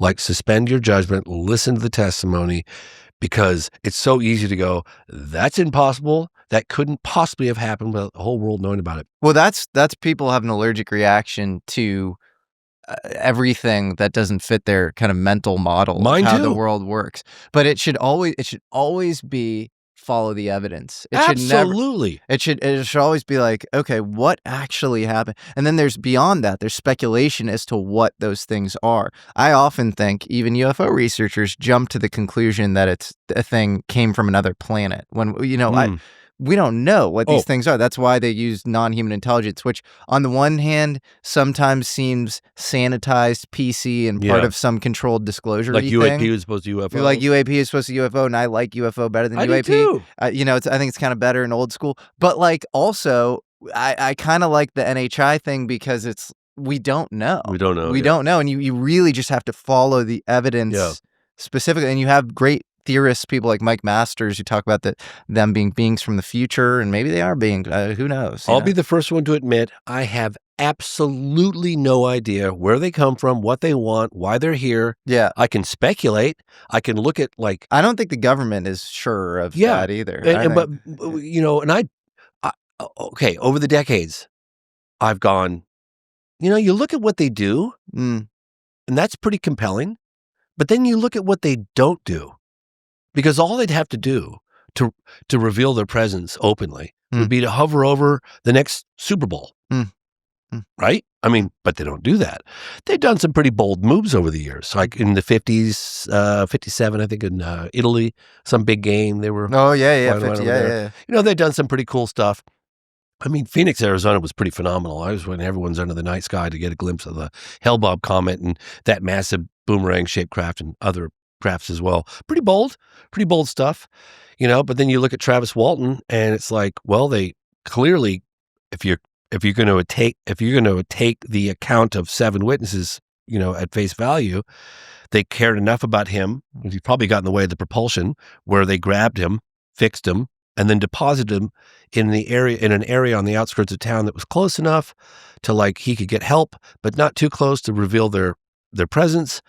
They cared about him. Had they dropped him off where they picked him up, right, he wouldn't have made it. It's a very remote area of the Snowflake, Arizona, up in the mountains where that encounter occurred. So I thought about, like, I think about those things. I think about, you know, Socorro, like Officer Lonnie Zamora, like face contact, you know, locked eyes with one of these beings. They got back in the craft and left. Like, they didn't want to have contact. They didn't want to have communication much more than anything, whatever happened when he looked into the eyes of these creatures. So they're in on the secrecy as well. Yes. Clearly. Yes. Right? I mean, you can draw that conclusion pretty definitively, I would say. That many of these experiencers. Yes. Exactly. If you take their accounts at face value, but there is some level of contact. I mean, look at Rua. I mean, look at 1966 Westall, you know, thank you, Shane Ryan and James Rigney. That case is compelling because, you know, once again, it was a school, 10:30 in the morning, broad daylight, 300 plus witnesses standing out there watching this disc zip around in the sky with a little airplane falling around it. And then the thing lands. And then the kids run over and a handful of the kids see it sitting on the ground within 10 feet. That's a pretty bold move, I would say. Yes. You know, as far as sightings go. Yeah. In plain sight. Yeah. Anyway, it's a complex. It's so complex, and I feel almost like I know less today than I did 30 plus years ago. Although I know the phenomenon's real, I know there's a cover up. I know that the government. I say no. I feel very comfortable that the government has got very definitive evidence about this. You know, bodies and craft and all that stuff. I don't know what they know. In fact, I just asked somebody who probably I'll remain nameless, but I was talking to somebody that I feel would be in a position to know. And I was like, how many people have the bigger picture? And this individual was like, and I believe me, I trust this individual. And 10 have the bigger picture. That doesn't mean they have the full scope. Yeah. But, you know, and I said, well, so, like, how many people know what you know? He goes, about 30. I was like, so 30 people know what you know. I was like, well, I've heard that some people say it's a little scary. Is it scary? And the individual's like, yeah, I guess it could be a little scary. Yeah. Yeah, it's a little scary. I know, I'm dying to know, right? You know, maybe with the information they have isn't correct. Or, well, who knows? And I looked over and Leslie Keene was watching me have this conversation. You know, this is recently. And I see her looking at me across the room and she's like looking at me. She knows. She goes, I know that look on your face, James. When I see you locked, like you really want to know something. She goes, I didn't want to interfere. And I'm like, just about. So I was like, well, it's like, what's the intent? You know? And then somebody like butts in and hey, you know, I've always wanted to meet you. And I'm sitting there like, oh, like, I don't know if I would have gotten it or not, but according to this individual that it's not like I didn't have to fear for my safety kind of thing. And this could be all wrong. I don't know. But that the intent was a little scary. A little scary. Yeah. Well, what do I know? I don't know. It's hard to say. Jesse, I don't know. I don't either. You know, and that felt like the framing of the age of disclosure, like there, you know, that there was some sort of, you know, they were prepping the battle space and they care about our nuclear assets because it's just like we would do ISR on a foreign adversary or whatever. You want to know what they're working with. Yeah. I don't believe that. I don't. And that's not to say, you know, if you're a hammer, everything's supposed to look like a nail. And so if your job is American national security, like, you know, maybe that's the way you're supposed to orient yourself towards this. But like, I don't believe that. And I don't think that should be people's a priori biases going in, especially if that's their first touch point towards, you know, the phenomenon. That's not my personal belief. And I mean, look, you just spoke to, you know, Talo Venturelli and, you know, this thing was like an angel and it was higher consciousness than ours. And it wanted us to know how special we are. And even that could be a form of deception. You know, it's always like, you know, you guys are doing harm via like, you know, these environmental catastrophes. That could be some sort of deception where they're trying to clamp down and control us. Who knows? But I think knowing that they're bad somehow. I mean, this thing's been, whatever's been going on, it's been going on for a long time. I think well before Roswell, well before Magenta in the 30s. Look at Wonders in the Sky by Jacques Vallée. That's a great example. Yes. Incredible. Yeah, or Passport to Magonia. Passport to Magonia, exactly. So this has been going on for a long, long time. So I just, the idea that there's going to be some sort of rapid juncture or break in their orientation towards us, where they start to view us as some sort of big threat. You know, I do think they do care about our nuclear stuff and are trying to enforce some sort of homeostasis of the Earth, protect it. Perhaps it could affect their reality. Yeah, it could affect them somehow. Yeah. But it's interesting. But right? you'll hear things like, "Oh, they activated the nuclear sequence." Well, guess what? Scary. They turned it off after they activated it. You know, and they always turn it off. In most cases, they deactivate it. In most cases, they deactivate. Yeah. So yeah, I don't know if I buy that, but you know, I'm open. But you know, the one line that I always remember, and I actually think I got this with Tim Coleman when I was doing Out of the Blue. I should watch Out of the Blue again. It's been a while, but Robert Salas, former launch control officer. I just love this line, and I'm sure a lot of you have heard it, but I was like, well, wow, that's amazing. These craft were seen over the base and these nuclear installation during the peak of the Cold War, blah, blah, blah, blah. And he's like, yeah. He's very calm, and I could see exactly why he was a launch control officer, because he was very measured and every word was carefully crafted, and he was just calm. You know, the kind of guy that you want in your corner when all hell's breaking loose, right? Because he's going to be very methodical, measured, and like not panic and do the wrong. And he's like, yeah, you know, James, message was pretty clear in my book. It's almost like taking matches out of the hands of a baby. You know, I thought, wow, that's pretty cool. Whoa. Yeah, cool? yeah. It is cool. And Solace. Kind of reassuring a little bit. It is. And you know what? He's not alone. Most of those guys who are in Bob Hastings' amazing book, UFOs and Nukes, say that that's what they, you know, they're like, we don't know, but we think that the message is, you know, you guys are playing with fire. Yeah. And not, you know, we're trying to deactivate your tip of the spear defenses against us. Not that we're trying to dominate. We're talking between September of 66 and March of 67. We lost 30 missiles to UFO activity. It's wild. Yeah. 30. 30. That's pretty insane. And I do think what that guy said to you, as far as I think there is a tip of the spear as far as government knowledge on this stuff. But I think if maybe the biggest misconception of all is that they understand all of it. Yeah. I think they're learning from you just as much as you're learning from them. I really do that. It was really I funny. think that, yeah. Go for it. Yeah. Well, I was at this event and I was with Leslie, and there were all these men in suits, and she's like, "Hey, there's guys from the agency," and I pretty much knew that, and they were very nice, and I didn't assume anything. I was like, "Oh yeah, and I've been investigating this case, in Varginha," and they're like, "Oh yeah, no, we know exactly what you've been doing."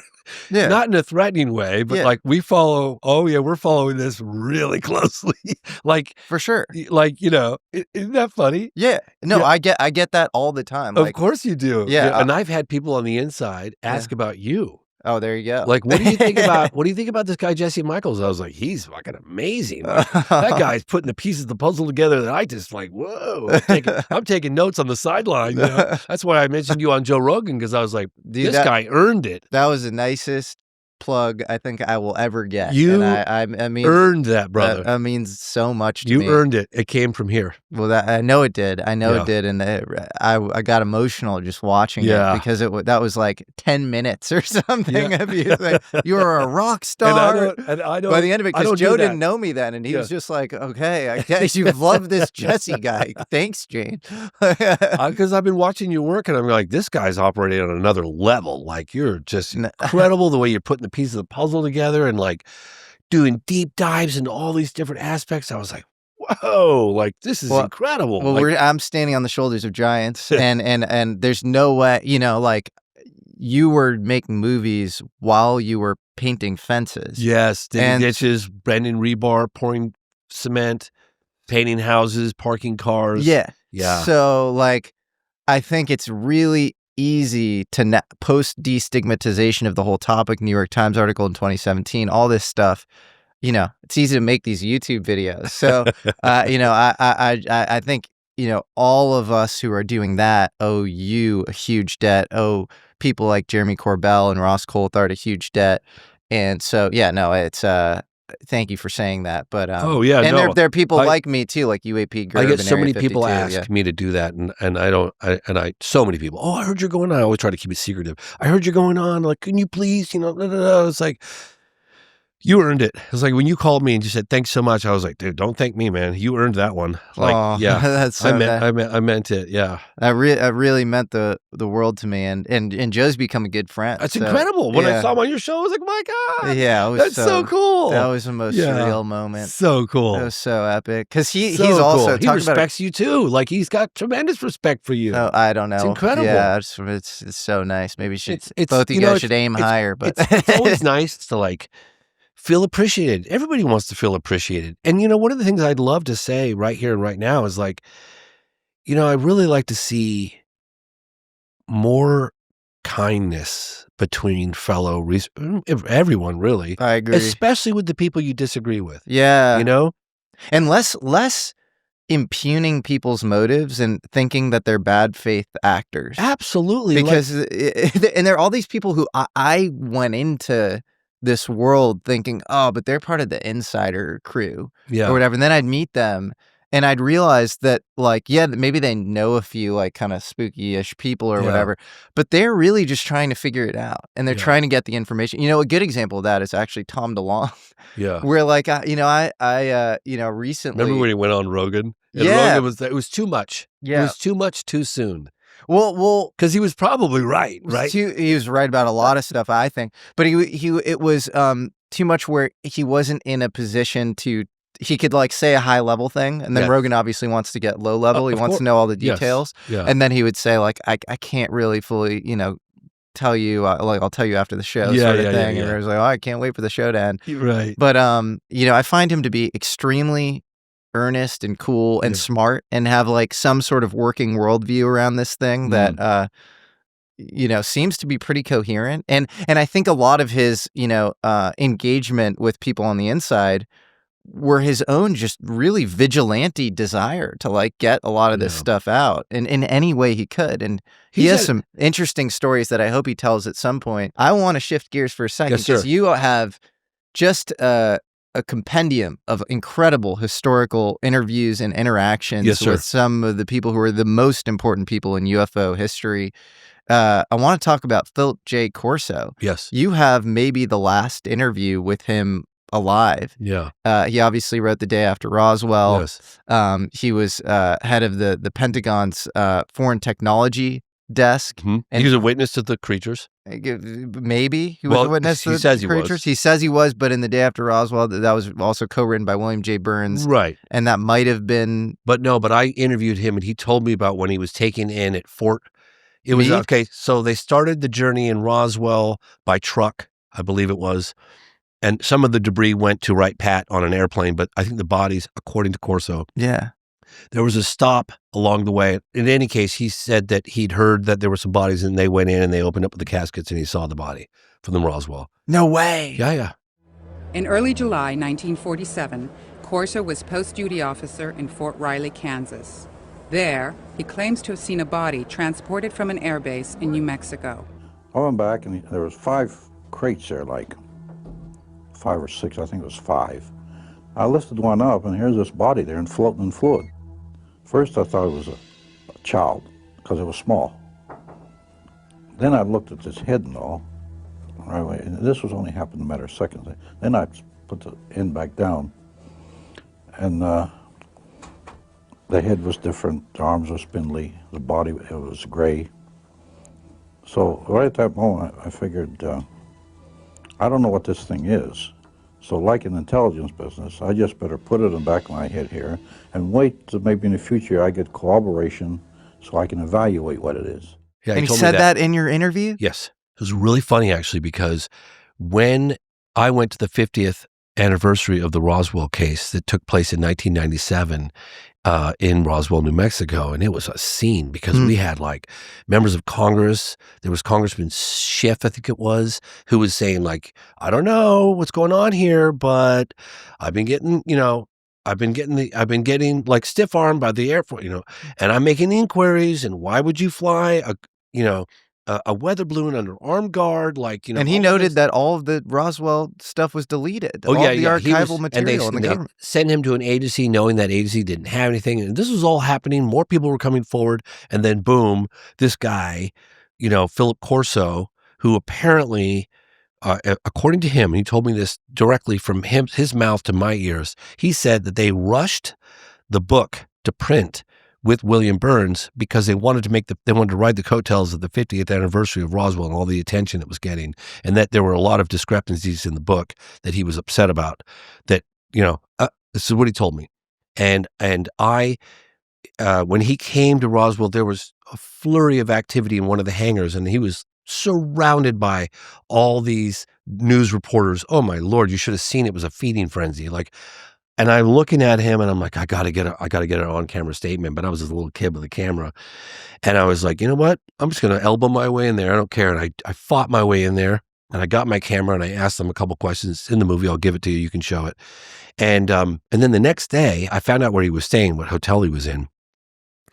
And I just like, you know what? I went to the reception. I said, oh, I've got a meeting with Philip Corso. I just forgot what room he's in. Would you mind?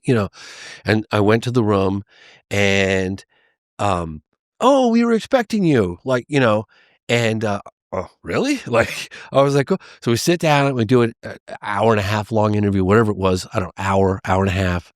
Got a lot of stuff out of him. Again, I'm happy to provide whatever you want. And then Michael Hesseman arrives, German guy, and he was late and he was all sweaty and flustered. And apparently he had scheduled the interview that I got with Corso, but he showed up late. I showed up. I was in the right place at the right time. So I got this sit down interview with Corso when Michael Hesseman should have had it. And as it turns out, he was all flustered and he was late and he had no sound gear. So I gave him my sound gear, because when I got I would say it's about an hour and a half. And he talked about why he's coming forward, because of his grandkids. And he's like, I'm old, I'm going to die soon, but I want the world to know this thing happened. I was a witness. I saw. And I remember thinking, because there was a lot of controversy after he died and he was no longer in a position to kind of correct the record, I guess. But I believed him. I looked him in the eyes, and I really did believe him. And I think I still believe him to this day. And I think he got a really bad rap. And maybe it was too much too soon. I don't know. But he told me, I'm coming forward for my grandchildren. And he goes, I saw the bodies. Like, he looked like a little kid, big head, big eye, all the typical spindly arms, spindly legs. How many fingers? I don't remember that part. Because, it's interesting. You say in Varginha there were three fingers. Digits, yeah. And it was, on the paper it's drawn, the three fingers or whatever, you recreate it. And, I've seen beings in Peru that are skeletons with three fingers, the three toes and three fingers.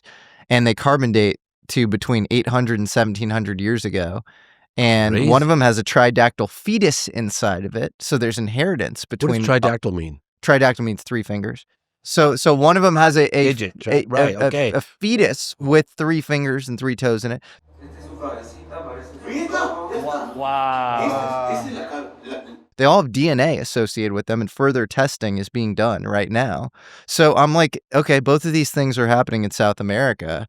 Is that just a skeleton of what? And they have elongated heads, but they didn't undergo any head binding. They don't have any of the stress fractures involved in head binding. Wow. Super weird. Varginha, Brazil, those things had three fingers and three toes.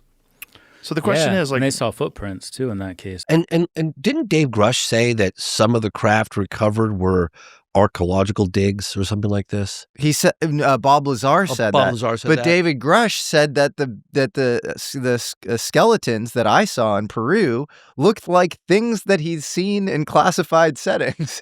Wow. So that could be the same thing that happened in Varginha, that being, and we could have literal mummies of those beings for all we know. Bigelow, I remember I met with Bigelow. I got contacted by him in 2009. And I don't think I was ready for what he told me at the time. And then, quite honestly, I don't know if I'm still not ready. What did he say? Well, it was funny, actually, because he talked about the complexities of disclosure. He reached out to me through his secretary. I still have the email. And they said, Mr. Bigelow wants to congratulate you on a job well done for I Know What I Saw. And that's cool. I looked up Bigelow and I kind of knew who, I was like, oh, wow. Would Mr. Bigelow like to get together? Yes, he would actually. And so we arranged a time where I would go to his house, and this is like 2009, probably. And we had lunch together at his house in Las Vegas. And he starts telling me about the complexities of disclosure. Do you understand, kid? Like, the implications, and they're so vast, impacts on organized religion and this and that. And I honestly, I hadn't really thought of the complexities of disclosure.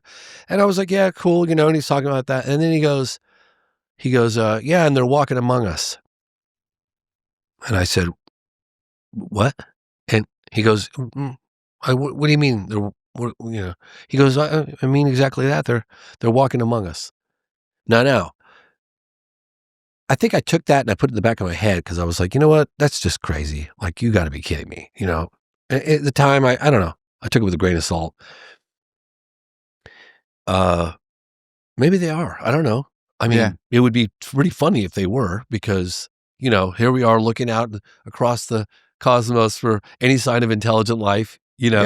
With all the various NASA programs, looking for water or whatever, oxygen or atmosphere, all these various planets. And it would be funny if they were like right here, It'd be, and maybe they are, maybe they are. Yeah. Well, Hal Puthoff always talks about the UFOs engaging in what he calls signature management, where they control what they sort of look like or appear to be in optical and radar and that sort of thing. And so maybe that's happening with the beings themselves. And so who knows? One thing that I've learned over the decades is suspend judgment, man. At this point, anything's possible. I don't know what's going on. I would love to know what's going on. I don't either. And I want you guys to understand, like, I don't put something out into the public if I don't believe it's highly likely that it happened. I'm not out there just trying to, I really don't. I care about integrity. I care about perception You're the opposite of a grifter. Doesn't start valeting cars and then makes the thing on the side because he's so passionate about it. What are you talking about? So when there is no market for the thing in the early 2000s. Like, once I pay back my investors, I always put my films on free platforms. Like no, free. you just told me before you started rolling, your dream is to buy the phenomenon back. I know. So how are you a grifter? You want to buy your own footage back because that feels more authentic. It's crazy. Yeah. Anyway, so that's just ridiculous. Sort of. No, but it is these things. Same with this thing in Peru with these mummies. Like that's sometimes incredible. when the thing is staring you in the face, you think it's too good to be true, but maybe it's just, Jim Semivan, who's very high up at the CIA. He said something. He says like most of this stuff is a personal experience. Yes. Says most of this stuff is just hidden in plain sight, and that's the conclusion that I've come to. Again, despite my so funny, wouldn't it? Yeah. Right. What that it's just there. Yeah. I was at the airport a couple years ago, and I was flying to Arizona for a conference or something, and I get up to the gate, and I was like, shit, I left my sunglasses in the car. It's like, I can't leave without my sunglasses. It's like, I had to go back to security. I go all the way out of the car. My sunglasses aren't there. I was like, crap, guess where they were? Where? On my face. Yeah. They were right there. Yeah, sometimes it's just staring right there. But what is did you probe Bigelow more and you say what did you mean exactly by I talked about the implications. Well, I did talk about the implications of disclosure, the complications of disclosure a little bit.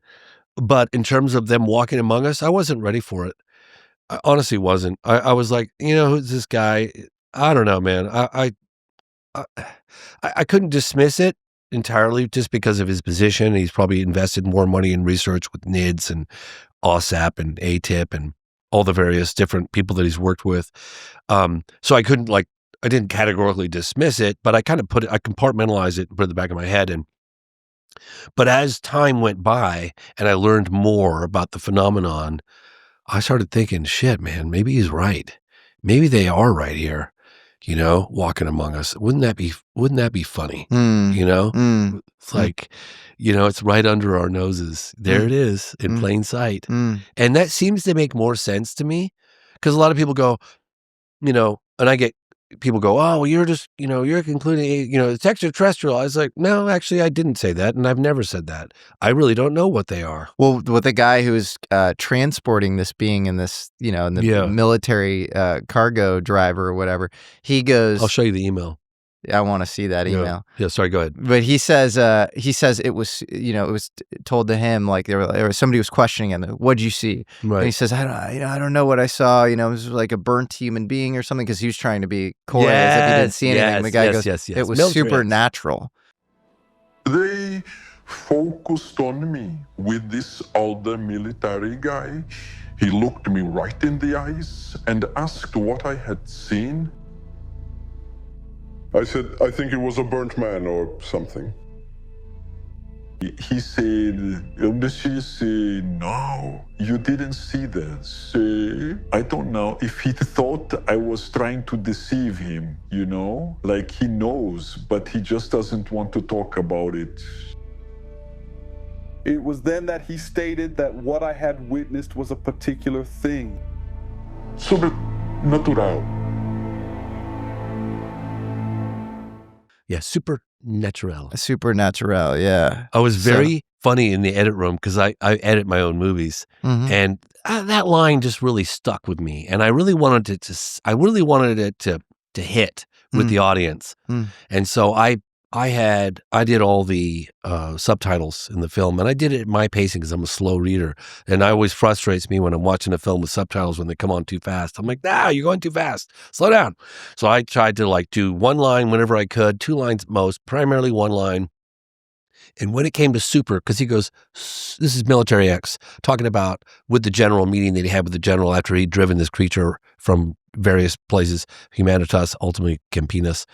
And he's like, he goes, no, that's not what you saw. What you saw was supernatural. And so I put super, and then a beat later, natural, as he said it on the text. Supernatural.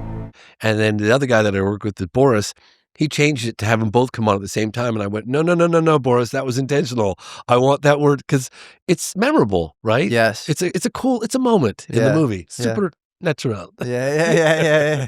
Sounds Yeah. like a shampoo commercial or something. Right, yeah, exactly. I mean, yeah, it's sort of remarkable, and we don't know, what these beings are, and even on the I keep going back to these Peruvian mummies, but they had these like osmium and cadmium implants like on their heads, and I was playing around. I was asking ChatGPT, what these things might be adaptive for. And it's like maybe they could create this local electromagnetic field, which would define how the beings are perceived or like modulate, In other words, affect the environment around them. Yeah, That's crazy. It's crazy. Who knows? I remember, what's his name? I'll think of it in a second. He was a NASA employee. He analyzed photographs. Maccabee? Was it something Maccabee? Bruce Maccabee. Yeah, Bruce Maccabee. Who wrote FBI, UFOs and the FBI or something? Yeah, but he primarily did photographic analysis. And he said to me years ago, because I was like, why are all the pictures blurry? Like, and people would criticize that all the time. And he was like, if they're not blurry and they have a defined clear edge, this is 20 plus years ago.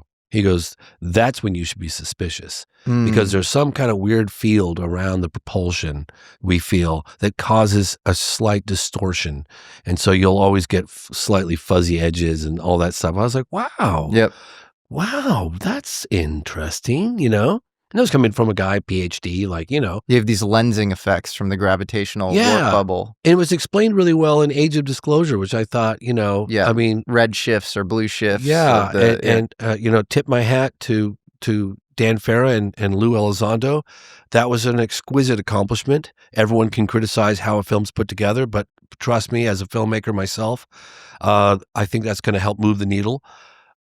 I was very impressed, people like Rubio and James Clapper and all coming forward and putting their necks out. So I'm excited about the times. And I feel like Moment of Contact, new revelations of alien encounters. I don't know, the timing seems to be perfect because like Dan Farah's film, Age of Disclosure with Lou Elizondo, is kind of everything that our film isn't, and our film is everything that their film isn't, right? So you make these extraordinary claims, and then we're providing an extraordinary case. Yes, because this is an example. One's top down and one's bottoms up. Do you know what I'm saying? Yeah, so I think that it's a really good. I think the timing and the pressure that I felt to get, because I didn't know when Age of Disclosure was going to come out. I'd heard it, kept hearing it was delayed, whatever reasons, and so the fact that it came out and then 6 weeks later we're dropping this one, I think the timing is going to be perfect. Yeah, I think the stars are starting to align, and I think that we can really get some traction in terms of And I think regardless of what you think about the current administration, I think if ever there was a time for full disclosure, I think it's more likely to happen with him than anybody else.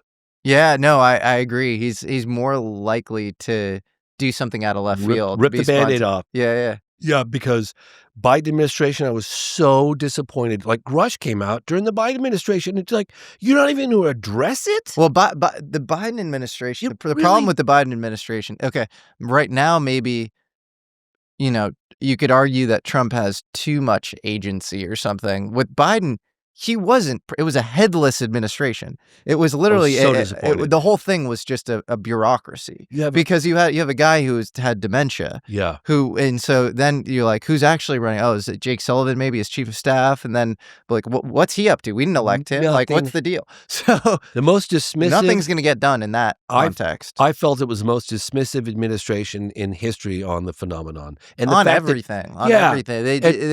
If you believe that America is headed in the right direction, then that was the right admin.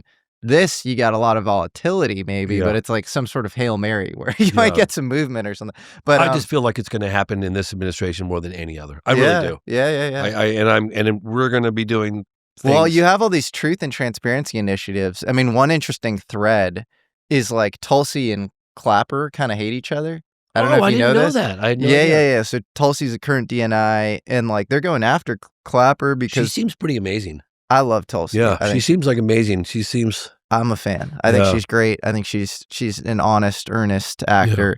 I think she's very brave, and I pray for her. It takes unconventional to get this stuff done. It does. Yeah. So, but she doesn't like Clapper because she says that Clapper was involved in Russiagate and this whole kind of planting stuff on Trump's, calling him a Russian asset or whatever. So, I guess what I would say to the current DNI is like, okay, like, do you want like Clapper or any of these guys eating your lunch on this very important issue, or do you want to get in front of the issue? Good idea. Why would you want these guys to get credit when you can get the credit? Get the credit, exactly. Right? I mean, honestly, you would go down. Hey, look, I interviewed Senator Harry Reid. Yeah, and love the guy, hate him, whatever. He spearheaded something that was incredible, right? Yeah.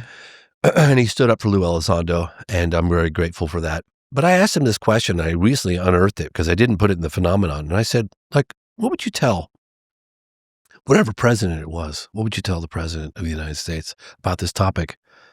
And he just goes, don't be afraid. Don't be afraid to take it on head on. Like, don't be afraid to admit that this stuff is real. Like, and I think that's really important because everyone that I've interviewed, including the governor, including senators and members of Congress, it was the best thing to their career. They thought it was going to be the opposite effect, right? But in actuality, and I even interviewed the former governor of New Mexico, who was a Democrat, Richardson, and he goes, quite honestly, James, one of the few things that I ever did in my political career was looking into the UFO phenomenon, particularly the Roswell crash. He goes, you wouldn't believe the level of support I had from both parties. No, it's you look at Luna, it's one of the only bipartisan things. You look at Luna, Burchett, Burleson, like all these guys it's become their like number one issue, and they are going on podcast tours. They're talking about it constantly. United.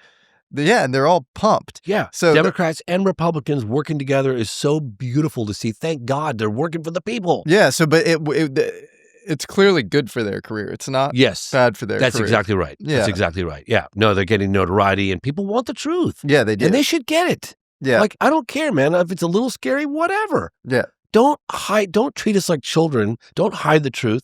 Like, it's so, like you know so much, and I know what I know, whatever. You know more than me. Well, not really, but what I know, right? Because I went out, But we, regardless of it, I think that every man, woman, and child has a right to know what the bigger picture is. Stop treating us like children.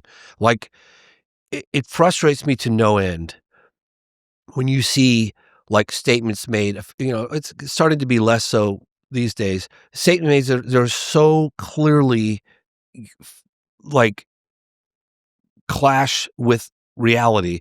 Like the crash test dummies in Roswell. If you've looked into a modicum of research into the Roswell case, you'd laugh that right out of the room, right? Yep. Oh, these bluish dummies. And it's like, and that happened like way later. And then Project Mogul is like later, and they're same balloons, but they're stringed together to make a bigger balloon. Like if you look at all the facts, it's like a slap in the face. Yes. Anybody who knows anything about it, it's like, and it's just, I've had it. Like, can we just have some transparency on this? Like, that's one of the reasons why I'm working so hard.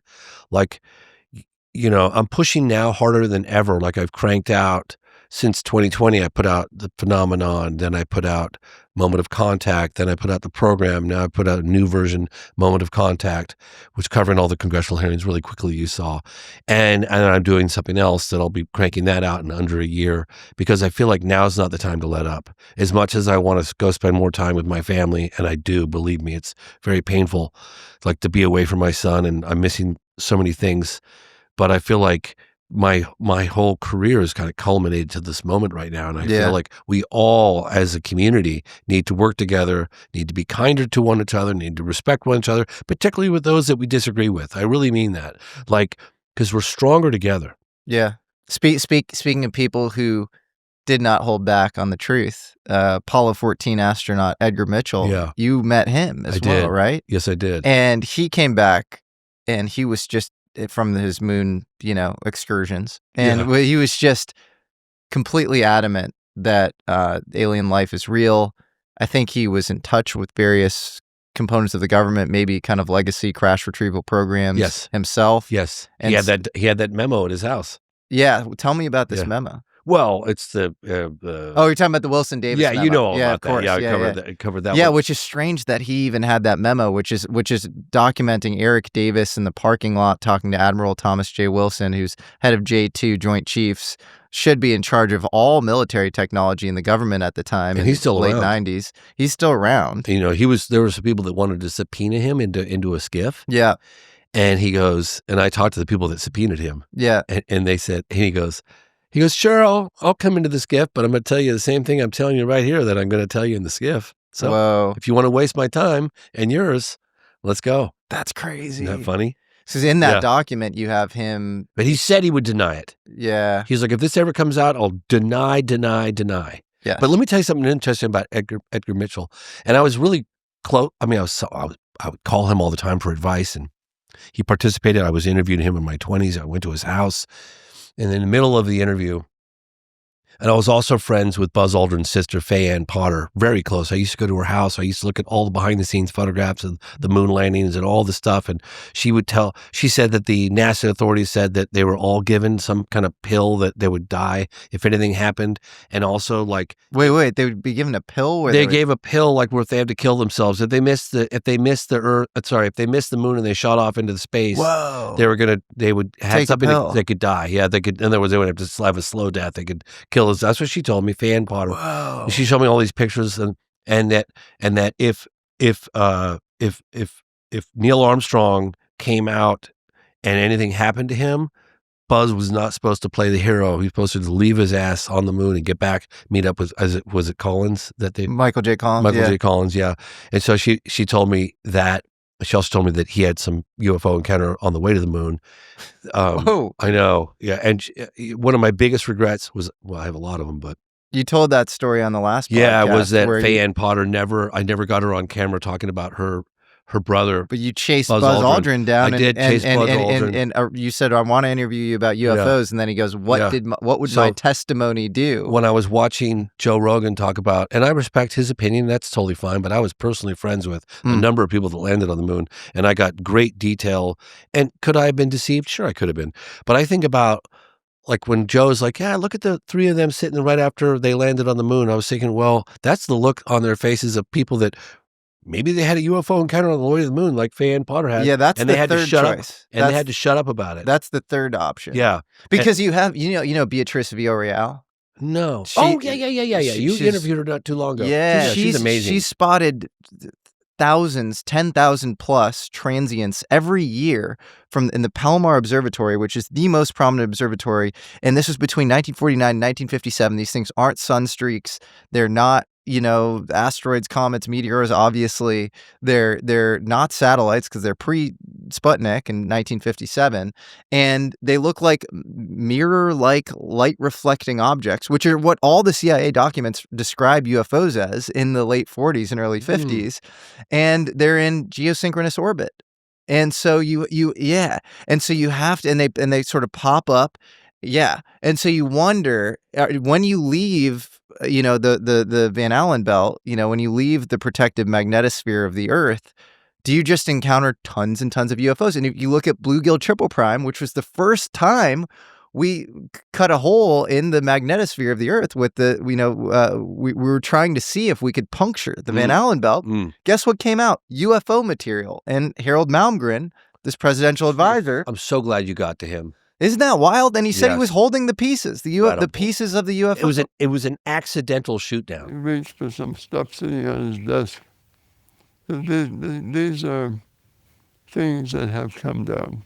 But debris or images? Debris. Wow. No, he said handle it. Wow, that's amazing. So are we just surrounded by UFOs? And maybe that's the secret. Maybe the Neil Armstrong cryptic speech about the layers concealing the truth. There are great ideas undiscovered, breakthroughs available to those who can remove one of truth's protective layers. Are in fact the idea that once you get past the Van Allen belt, you actually encounter just a UFO And then you have, another one. Very well could be the case. And all I can tell you is I was good friends with Edgar Mitchell. I went to his house. I sat down with him, and in the middle of a UFO interview, I was like, I'm sorry to ask this of you. I know you get asked this all the time, but what was it like to go to the moon? I closed my eyes and I listened to every detail. But if that guy was lying, he was a damn good liar. Like just me in the room with him and another sound guy or audio guy.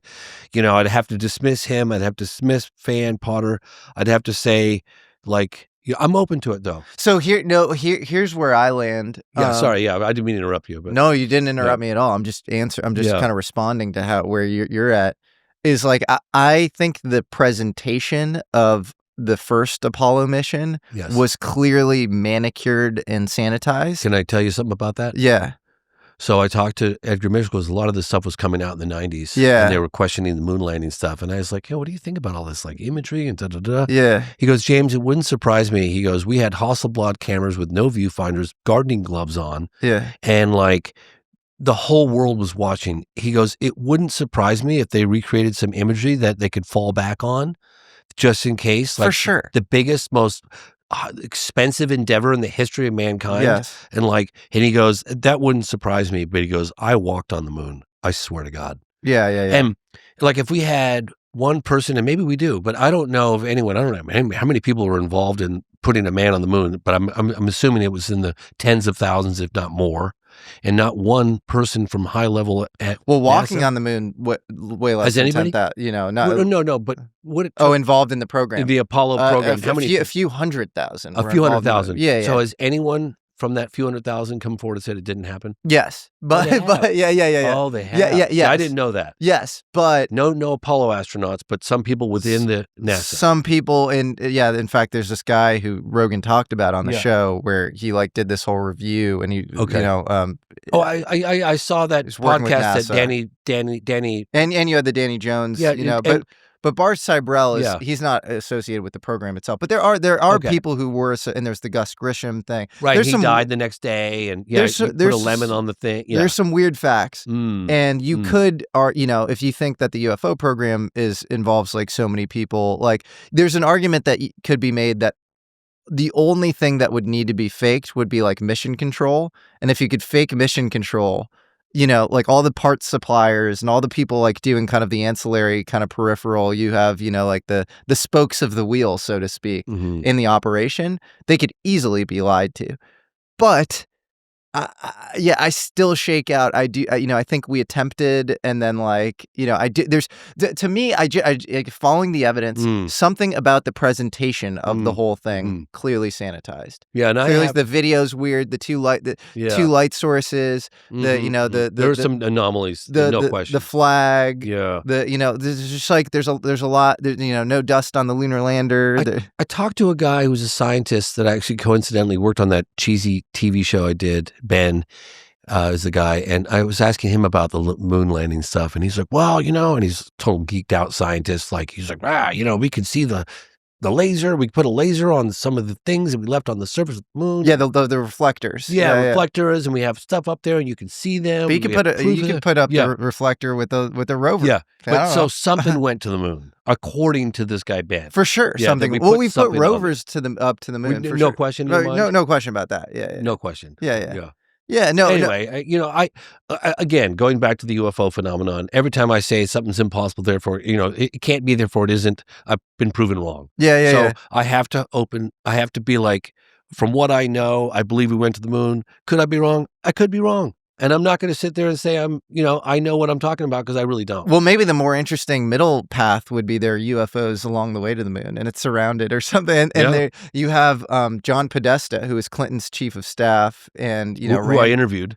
Oh, really? Yeah, interesting. I interviewed him. Yeah. What was that like? It was great, because he talked about Lawrence Spelman Rockefeller, who put together the briefing document for dignitaries and high-level politicians and all that stuff. I think it was like a global thing. He apparently put significant pressure on the Clinton administration to look into UFOs, and to the point where he said, if you don't do it, I'm going to publicize the fact that you won't do it. I'm going to put it on the cover of every magazine across the country, blah, blah, blah. Apparently, whoa, threatened him a little bit. And so Podesta said, all right, well, the Clinton administration said, all right, pick a case that we should look into. And they picked Roswell, because Roswell, obviously, if it happened, right? And so, and then according to Podesta, Clinton was not happy with the answers they were getting. They were getting the runaround. The president of the United States was getting the runaround. Yeah, no, that's right. And then Podesta basically entered a, multi-decade long personal search for this whole thing. And really cool that he spoke out at one of the National Press Club events. I think that Leslie Kean was involved with way back when. Maybe. Maybe. I believe it. Well, there are emails that have since been deleted between him and Tom DeLonge about UFOs. And this came out over WikiLeaks, but I think this exists in the form of screenshots or maybe the Wayback Machine or something. And it's him meeting with a guy named Bob Fish, who I think might have worked at Aerospace Corporation in El Segundo across from SpaceX, this sort of mysterious federally funded research and development center think tank. And they're talking about fast walkers. And they're talking about things in space. Fast walkers, and you, to this day, you cannot use the Freedom of Information Act on fast walkers. John Greenwald tried to do that. He's like the UFO FOIA guy, and was rejected. And the Defense Support Program, the DSP, is the Air Force's outermost defense of 80,000 miles up. Yeah, it's I think a little less than that. I think, but yeah, or 80,000 feet. I'm so sorry, I meant to say 80,000 feet, because isn't that space? That's where space starts. Okay, but gotcha. I think it's like 35,000 kilometers and up is geosynchronous orbit. I think. Okay, that's where they're detecting these fast walkers. And that's where they're detecting these fast walkers. And yeah, interesting, right? Wow. And so you have the Malmgren thing where you puncture the Van Allen radiation belt and that UFO material comes out. You have a Tic Tac? It's just material that he held is all we know. Okay. Lawrence Preston Geist, who ran the Atomic Energy Commission Albuquerque branch. Did they scoop it out of the ocean? They did scoop it out of the ocean. Yeah. And General Starbird, who was there, flew back to headquarters at like 4 a.m. that night. And William Ogle, who was overseeing the whole thing for Los Alamos Special Projects Division, writes about it. And all of this is like public. It's really insane. And and you have this kind of public fight between you have, on the one hand, Jeffrey Cruikshank, who's like a nuclear expert UFO researcher in Australia, and then D. Dean Johnson and Merrick von Rennenkamp. They say it's the booster, but he's sure that it can't be the booster. It has to be some sort of anomalous UFO material. But you have video of something coming out, and then you have this other video where it looks like there's a white triangle superimposing the UFO coming out of the nuclear blast plume. Wow, it's crazy. It's crazy, and that's where the debate gets a little above my head as far as the Merrick and D. Dean Johnson versus the Cruikshank. I don't know but we need more eyes on that. It's an important thing. When you interviewed Malmgren, and I was watching the interview, I was like, I'm so glad you got to him. I was thinking to myself, and this is just me speculating, whatever. I was thinking about that launch of the Atlas rocket at Vandenberg circa 1964. 64. With the dummy warhead on it, right?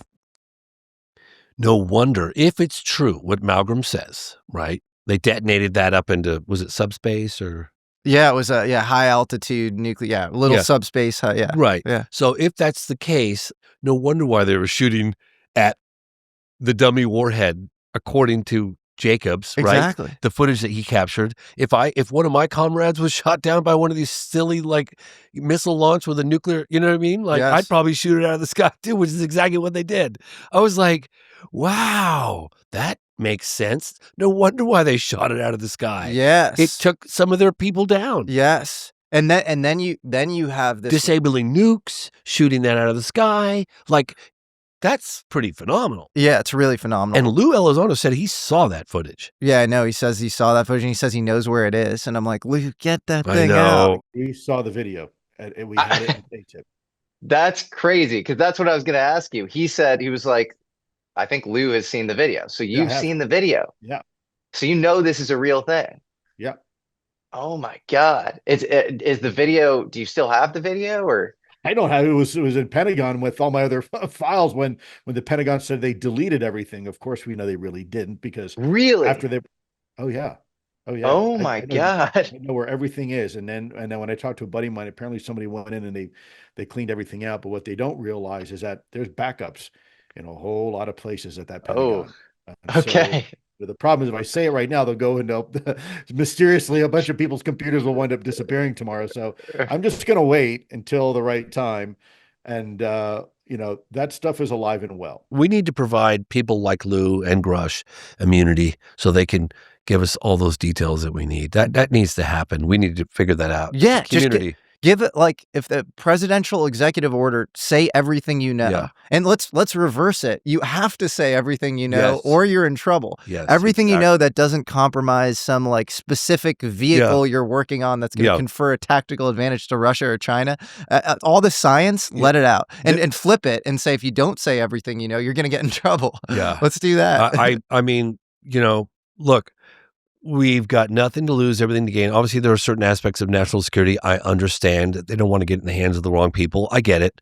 If the accounts are to be believed, Russia's obviously trying to figure this out. But it's China's like trying to figure it out. nuclear trade secrets. We don't let out the trade secrets, but nuclear science is taught at universities across the United States. Yeah. This should be treated the exact same way. Totally agree. I totally agree. And like I said earlier in the show, if you don't believe Lou, if you don't believe Grush, you don't believe Hal, you don't believe Eric Davis or any of these other alleged whistleblowers, let's give them immunity and let's put them on the stand. Well, that's Eric Davis in your recent moment of contact. He's asking for that. He says, literally, give me blanket immunity and I will say everything I know. Yep. He'll testify tomorrow in an under oath to a bipartisan group of lawmakers, openly for the whole world to see. And he says he has all this data on crash retrievals, alien bodies. Criticize him all you want. He says, I swear on my family's life that this is the truth. He said, on my children's life. On my children's life. Where's the proof? We have alien spaceships in our possession. We have bodies. Where and why can't I get the specifics to verify those claims? If the President of the United States issued an executive order that absolves me of all of my TSSCI NDAs. NDAs are non-disclosure agreements. Those are the agreements we have to sign for every compartment in our SCI clearances. So if the president waives or absolves my obligation to those NDAs, and I get subpoenaed by Congress, somebody on Capitol Hill, some committee, either in the Senate or the House or the both, to reveal everything I know that I learned from my investigations, both unclassified and classified, into the legacy UAP, crash retrieval, and hardware reverse engineering and NHI programs, I would do so. If I could be waived from that or absolved in some fashion by presidential order, and if Congress subpoenas me, yes, I would go and tell them everything I know. This reality is very hard, very physical, very real.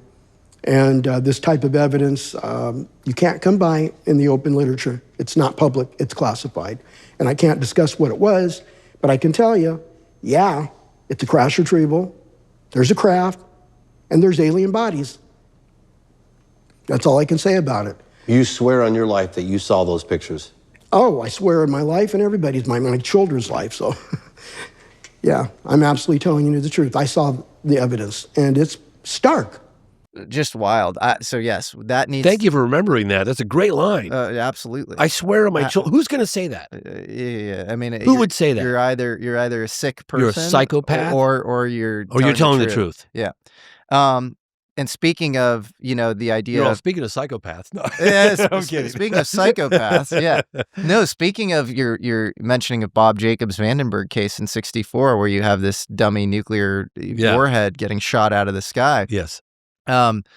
This is where it gets really trippy, because either they are defending against some sort of incursion in their airspace, or they're actually provoking some of this occurring. So this is really strange. But Malmgren on his deathbed told Pippa, his daughter, that he saw an interview from one of the surviving beings from Roswell, and that taped. What's that? A taped interview? A taped interview. Okay. So he saw. Sorry, just not abundance live. of clarity. No, a taped interview. So Malmgren on his deathbed, told his daughter Pippin, who's alive and a friend of mine, and that he watched a taped interview with a captured alien. With a captured alien. And guess what? Guess what the alien said? The alien gave them the idea to do bluegill triple prime and have this, specialized X-ray system that would not only be used as missile defense, but be used to take out UFO material out of the sky, to be reverse engineered. So isn't that like a deal? Like what? Like giving him information as to how to retrieve the material. So you get into this weird thing where it's better even say that on camera. I know. There's so much. But why would his daughter make that up? No, why would she make it up? That doesn't make any sense. Well, it's all these things, and there was kind of a takedown of the, there's all these people criticizing Malmgren afterwards. They said Easy that to do, right? Well, yeah. Well, I can also. I mean, when they're dead.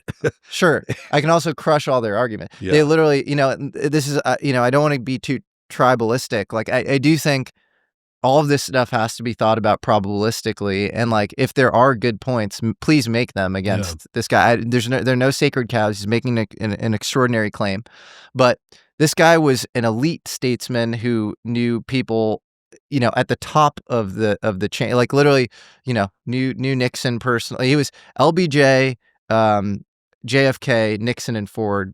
Presidential advisor, and he's not an anybody. He was a little bit junior in the JFK administration and was more in touch with Shriver, but was not a nobody. Talks about stories with the Russian Foreign Minister Dobrynin.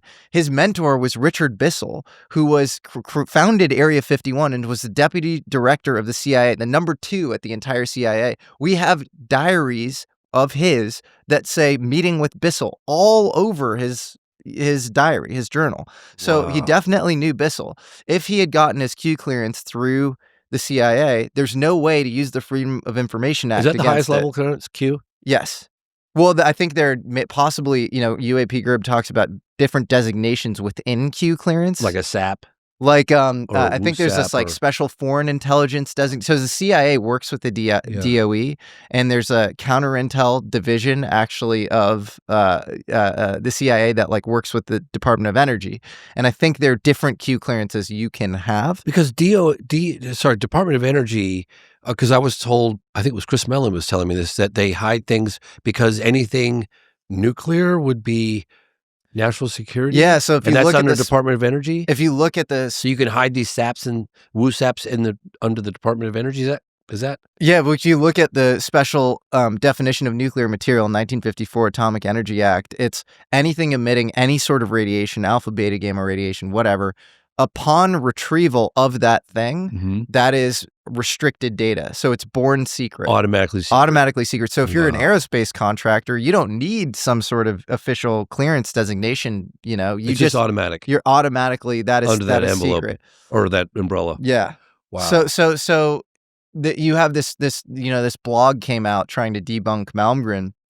But if he got his Q clearance through the CIA, they'd have no idea that you can't use the Freedom of Information against that. Right. This was at the time where not official covers, this idea of it being a knock for the CIA was rampant. A ton of these guys, and he was at a federal funded research and development center called the IDA, the Institute for Defense Analysis, which has instituted has helped with every single missile defense system that the U.S. has built since Bluegill Triple Prime.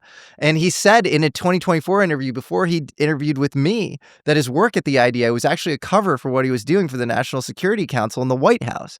So you have all these arguments that, he's just at the IDA, he's some junior guy. No, he's already talked about this, and his mentor, by the way, was extremely high up at the CIA. This is what you're really good at. You're really good at putting these complex pieces of the puzzle together. It's this is like this, this is like that. That makes sense, and this is over here. It's duh. Well, it's important. It's totally important. Are you kidding me? And I love the deep dives that you do. Just like when I put the maps up for Varginha, this witness was here. This witness turns out to be there. It's oh my gosh, it all lines up. You have a full picture. You have a full picture, just like what you're doing on the inside. You're creating that full picture, which is mandatory for what you do.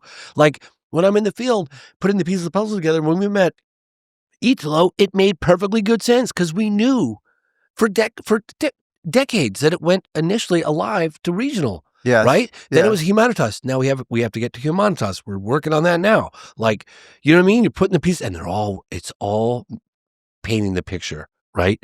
Like, it's incredible. Just like what you're doing. Yeah. You're putting all the pieces of the puzzle together. Where are the different? It's incredible, and I'm always impressed when I watch how you do that. Like, I'm doing it in my little way, and you're doing. You know, We're all doing it. Yeah, no, it's Yeah. really cool to watch. That was like, there was a couple of deep dive interviews that you did that I was just like, holy smokes, you know, it was very impressive. With Hal, or was it Hal? Eric Davis. Oh yeah. Yeah, that whole thing. Just Yeah. the deep dives and the stuff that you do is very impressive to watch. Well, I'm excited. Yeah. It's fun to watch all this stuff accelerate. Yeah. And We're in this together. yes. We support each other. Yes. I remind people out there that we're stronger together. Be kind, particularly those you disagree with. It's okay that we disagree. That's fine. Yes. Nothing wrong with that. Yes. And you know, I'm not out here screaming ET from the hilltops. I'm not. I'm curious. I want to know desperately. And it's what's easy, behind it all. It's easier and lazier to impugn somebody's motives and say that they're a bad actor than to actually tackle the substance. Or if you give them have- a platform so they can cough up the goods. Yeah, exactly. Why Or not? Yeah, exactly. Yes. So I'm just going to criticize you, and I'm not going to, you know, continue. Like, people give these breadcrumbs. I think about, like, David Grush, for instance. You know, he comes forward. It's like, all right, well, you know what? You know, extraordinary claims, if you want to say, give us the extraordinary evidence. But why not create that platform for David Grush to be able to do that? He's refrained, he's restrained, he's scared for his safety, his family's safety. Like, he could get locked up. I mean, those are real concerns that these people have. Yeah, you think he's going to fall on his face? Okay, give him the one-time clearance. Let him go back into his skiff. That's exactly right. Like, or put him out to testify under oath. Like, why wouldn't we do that? Yeah. You know? So, yeah. Anyway, Have you, okay. Yes, sir. I got more for you because you've seen so much history. So have you ever seen a saucer and a hanger? Shit, I wish. Are you kidding me? Come on. Because of all people, if I was on the inside, I'd say, James, no, I can neither you've confirm done nor your, deny. You've done No, your I'm work. kidding. Okay. No, I wish. Have you ever been taken into a skiff? Yes. You have? Yes. Have you ever seen anything interesting in a skiff? Yes.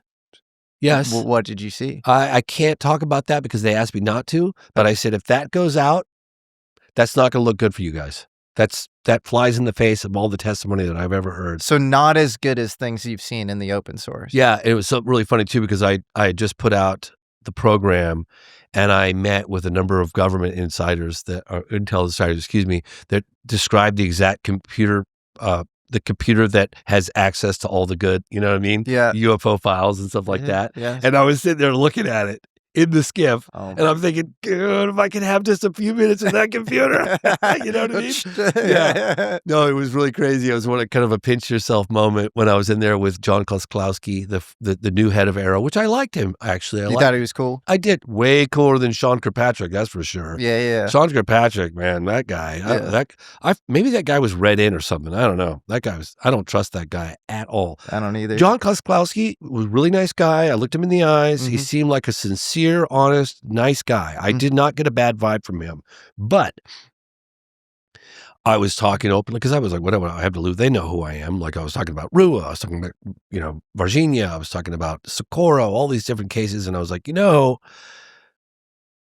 going to draw the conclusion after all the other, you've exhausted every other possibility that we are dealing with a small percentage of probably non-human intelligence, right? I mean, you know that. Like, what's the plan to tell the public? And they were both very quiet. And John goes, James, he had a very soft, like I liked him.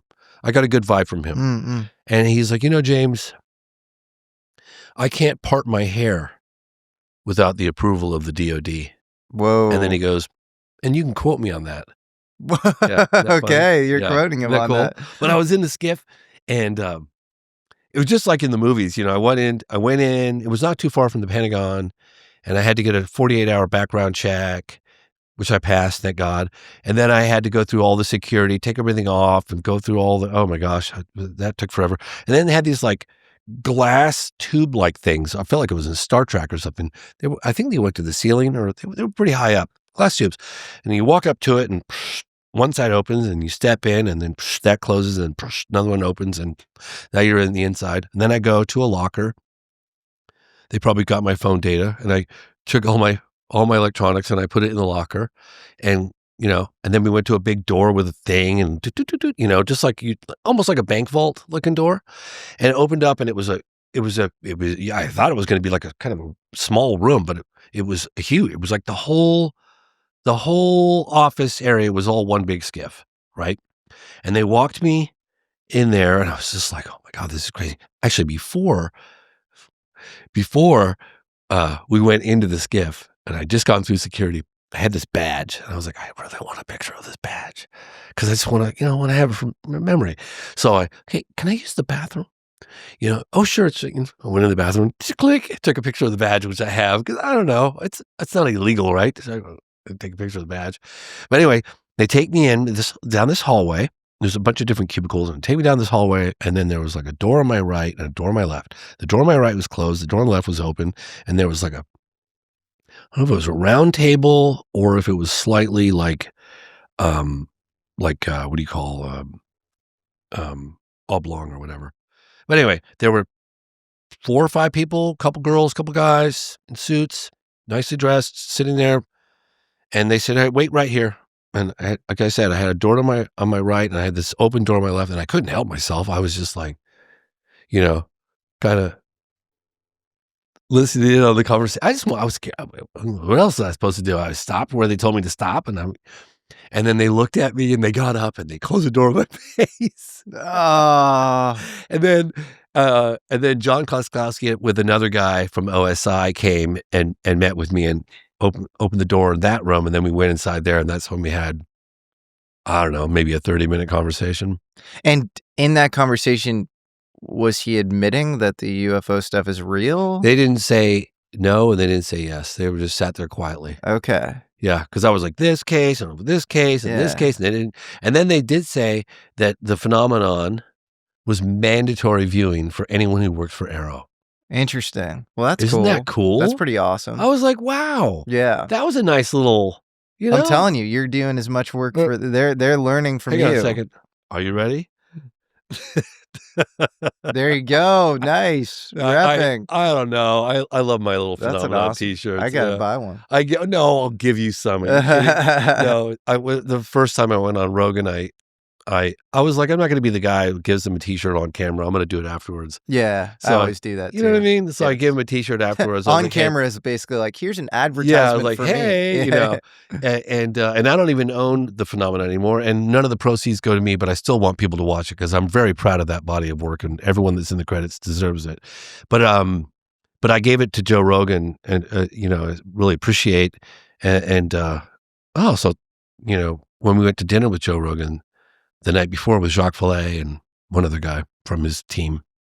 It was great, man. We drank really nice wine. Oh, it was a 5-course. Oh, it was an incredible meal. Oh my Lord. We had so much fun. It was a wonderful. Joe's such a nice guy, man. Like, just really a nice guy. Yeah. He really I don't care what anybody says about him. You meet him and you hang out with him. This guy's cool. He's super cool. Nice guy. Man. And super fulfilled in so life. Humble and just kind and generous. And anyway, I got up from the meal and I went discreetly out like I was going to the bathroom, and I paid for the meal. Oh, and it wasn't cheap.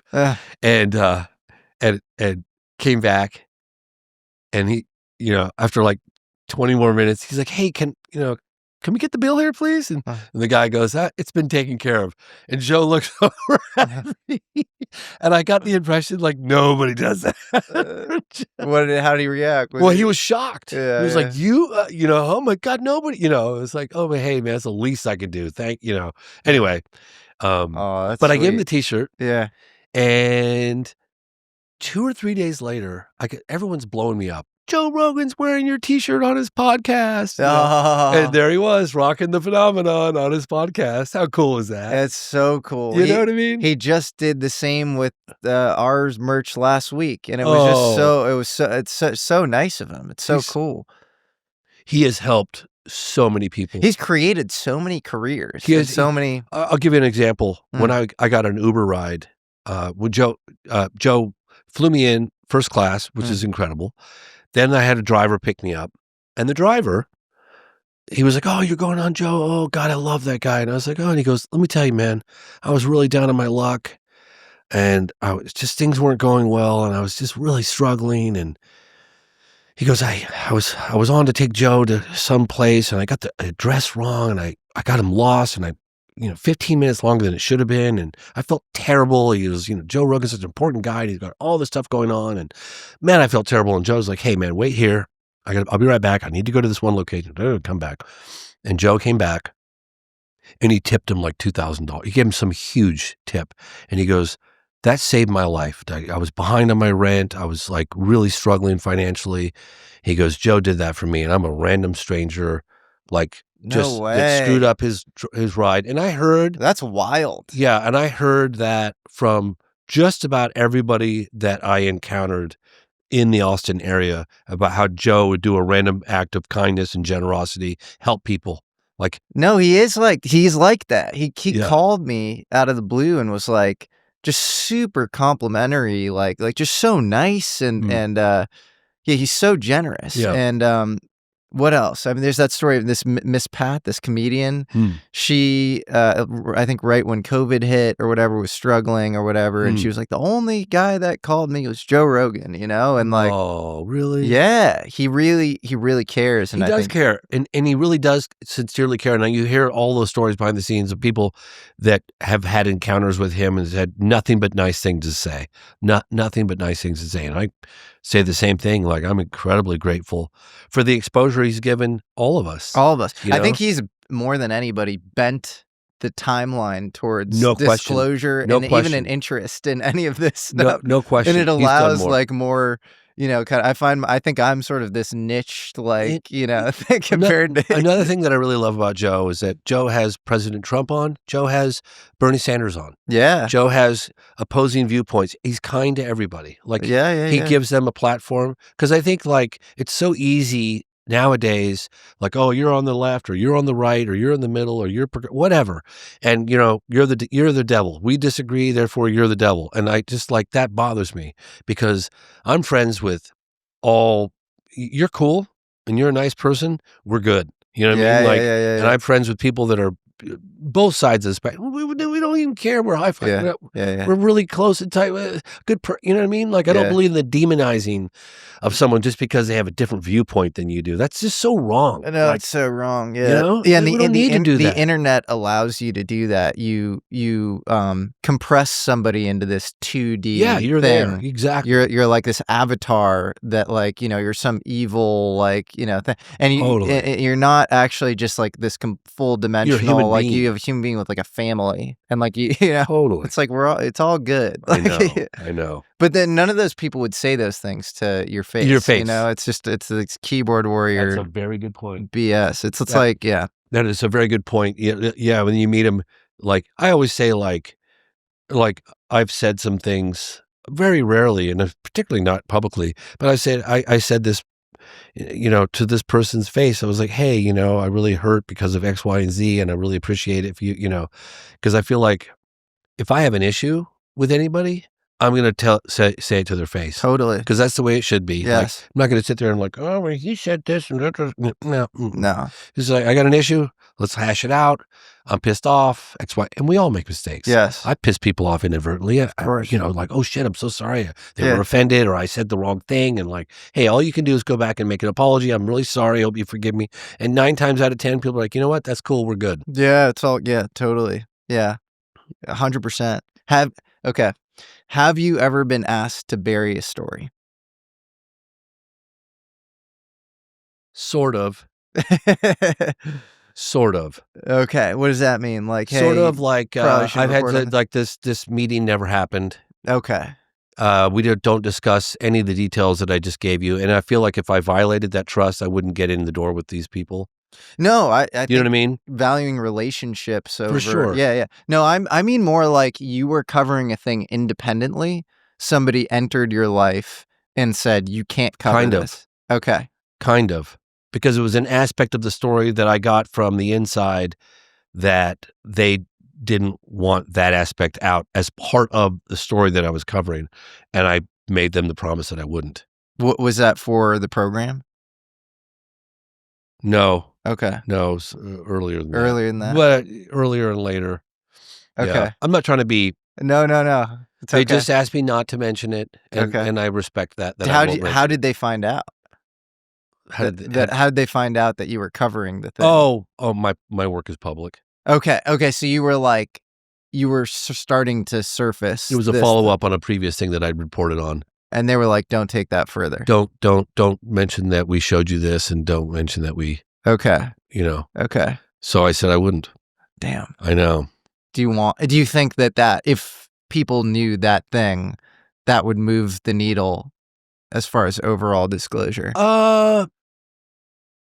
No, not really. Okay. I think the Holloman landing footage exists, and I've talked to a number of people, and I didn't, when I first heard about it, I was like, come on, no, landing contact, please. Yeah. Like, come on. Yeah. But now I'm convinced the Holloman did happen, and I think that would obviously move the needle, particularly if, Why are you convinced? Well, because I was investigating Socorro, and that happened in April 24th, 1964.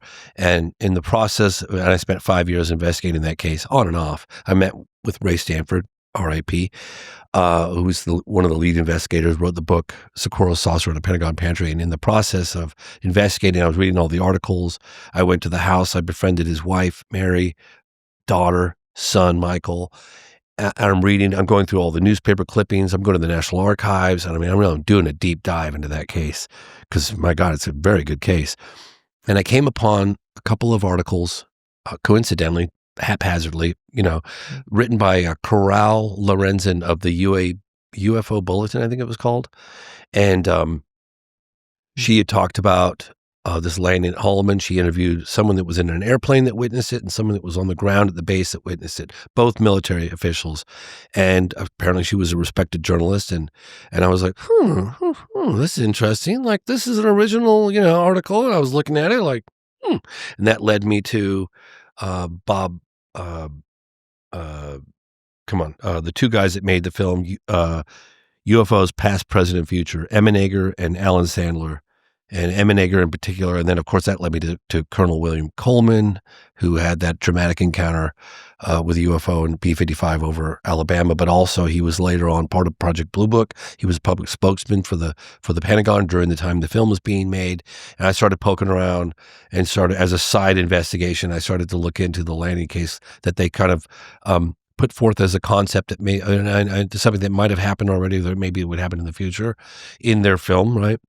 And then that led me to Emenager, who talked with the guy Paul Shartle, who's at the archive, processed the film of the landing, talked about it in great detail.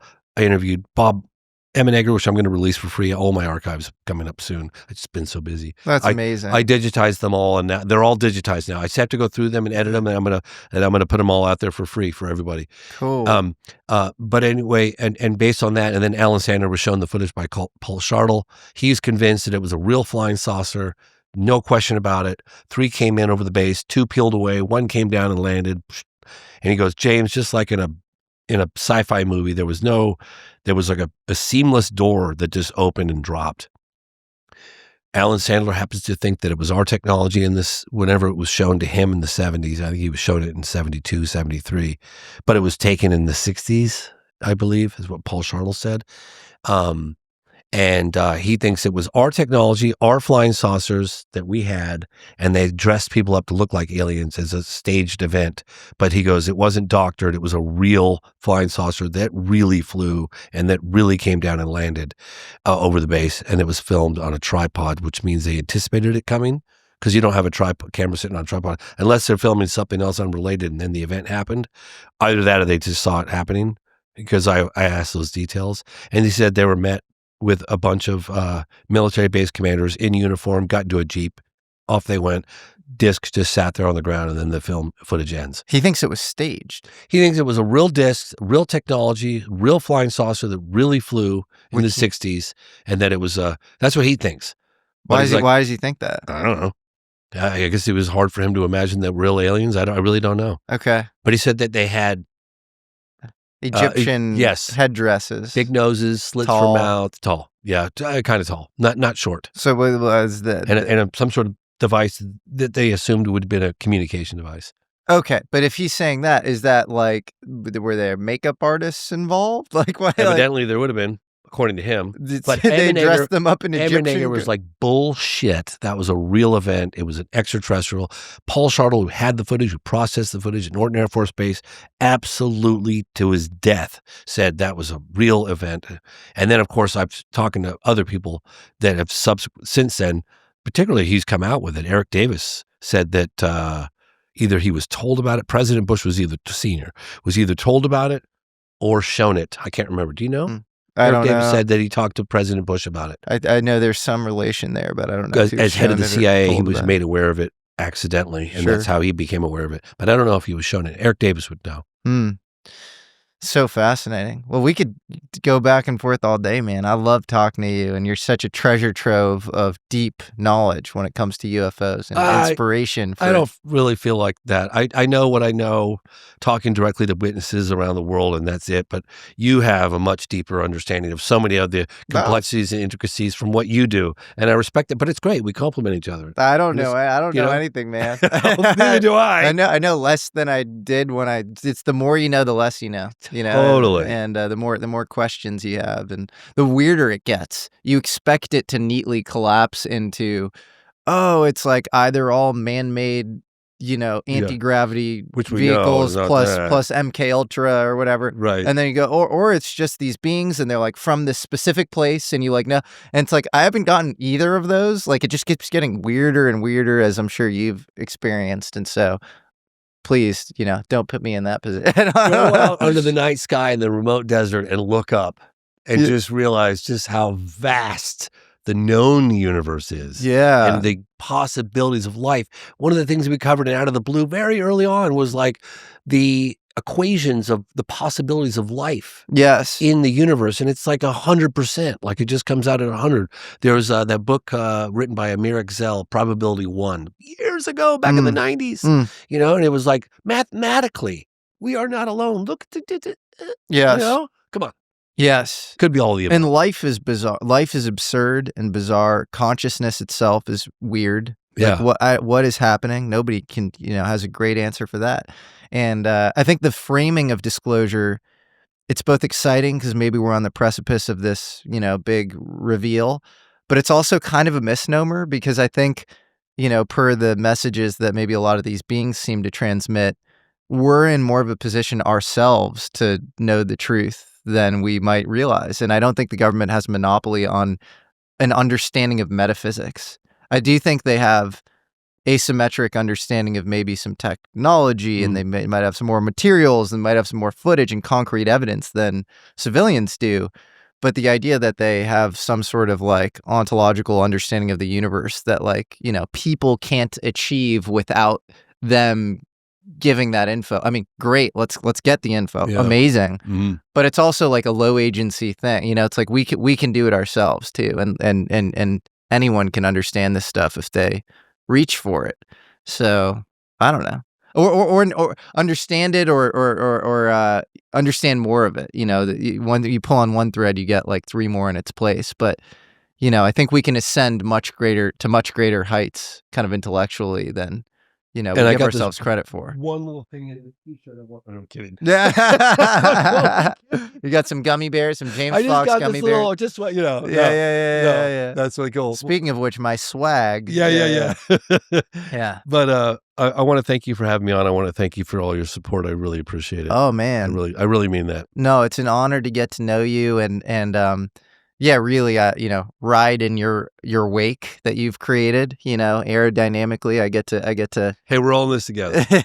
We all make our contribution. Absolutely. Yeah. Well, go check out it's Moment of Contact 2. New revelations of alien encounters. It was we did a complete, because we really felt like, I felt like, processing, you got all the congressional hearings, right? And then I think about mainstream, I think about skeptics. Fair enough. It's very healthy to be skeptical. But I think about trying to process like those allegations made under oath by Grush and Blue and all the others, of crash retrievals and live aliens and biologics, right? So I kind of like took the first 20 minutes, completely new, condensed those hearings, as you saw, condensed those hearings, and then, hey, you know what?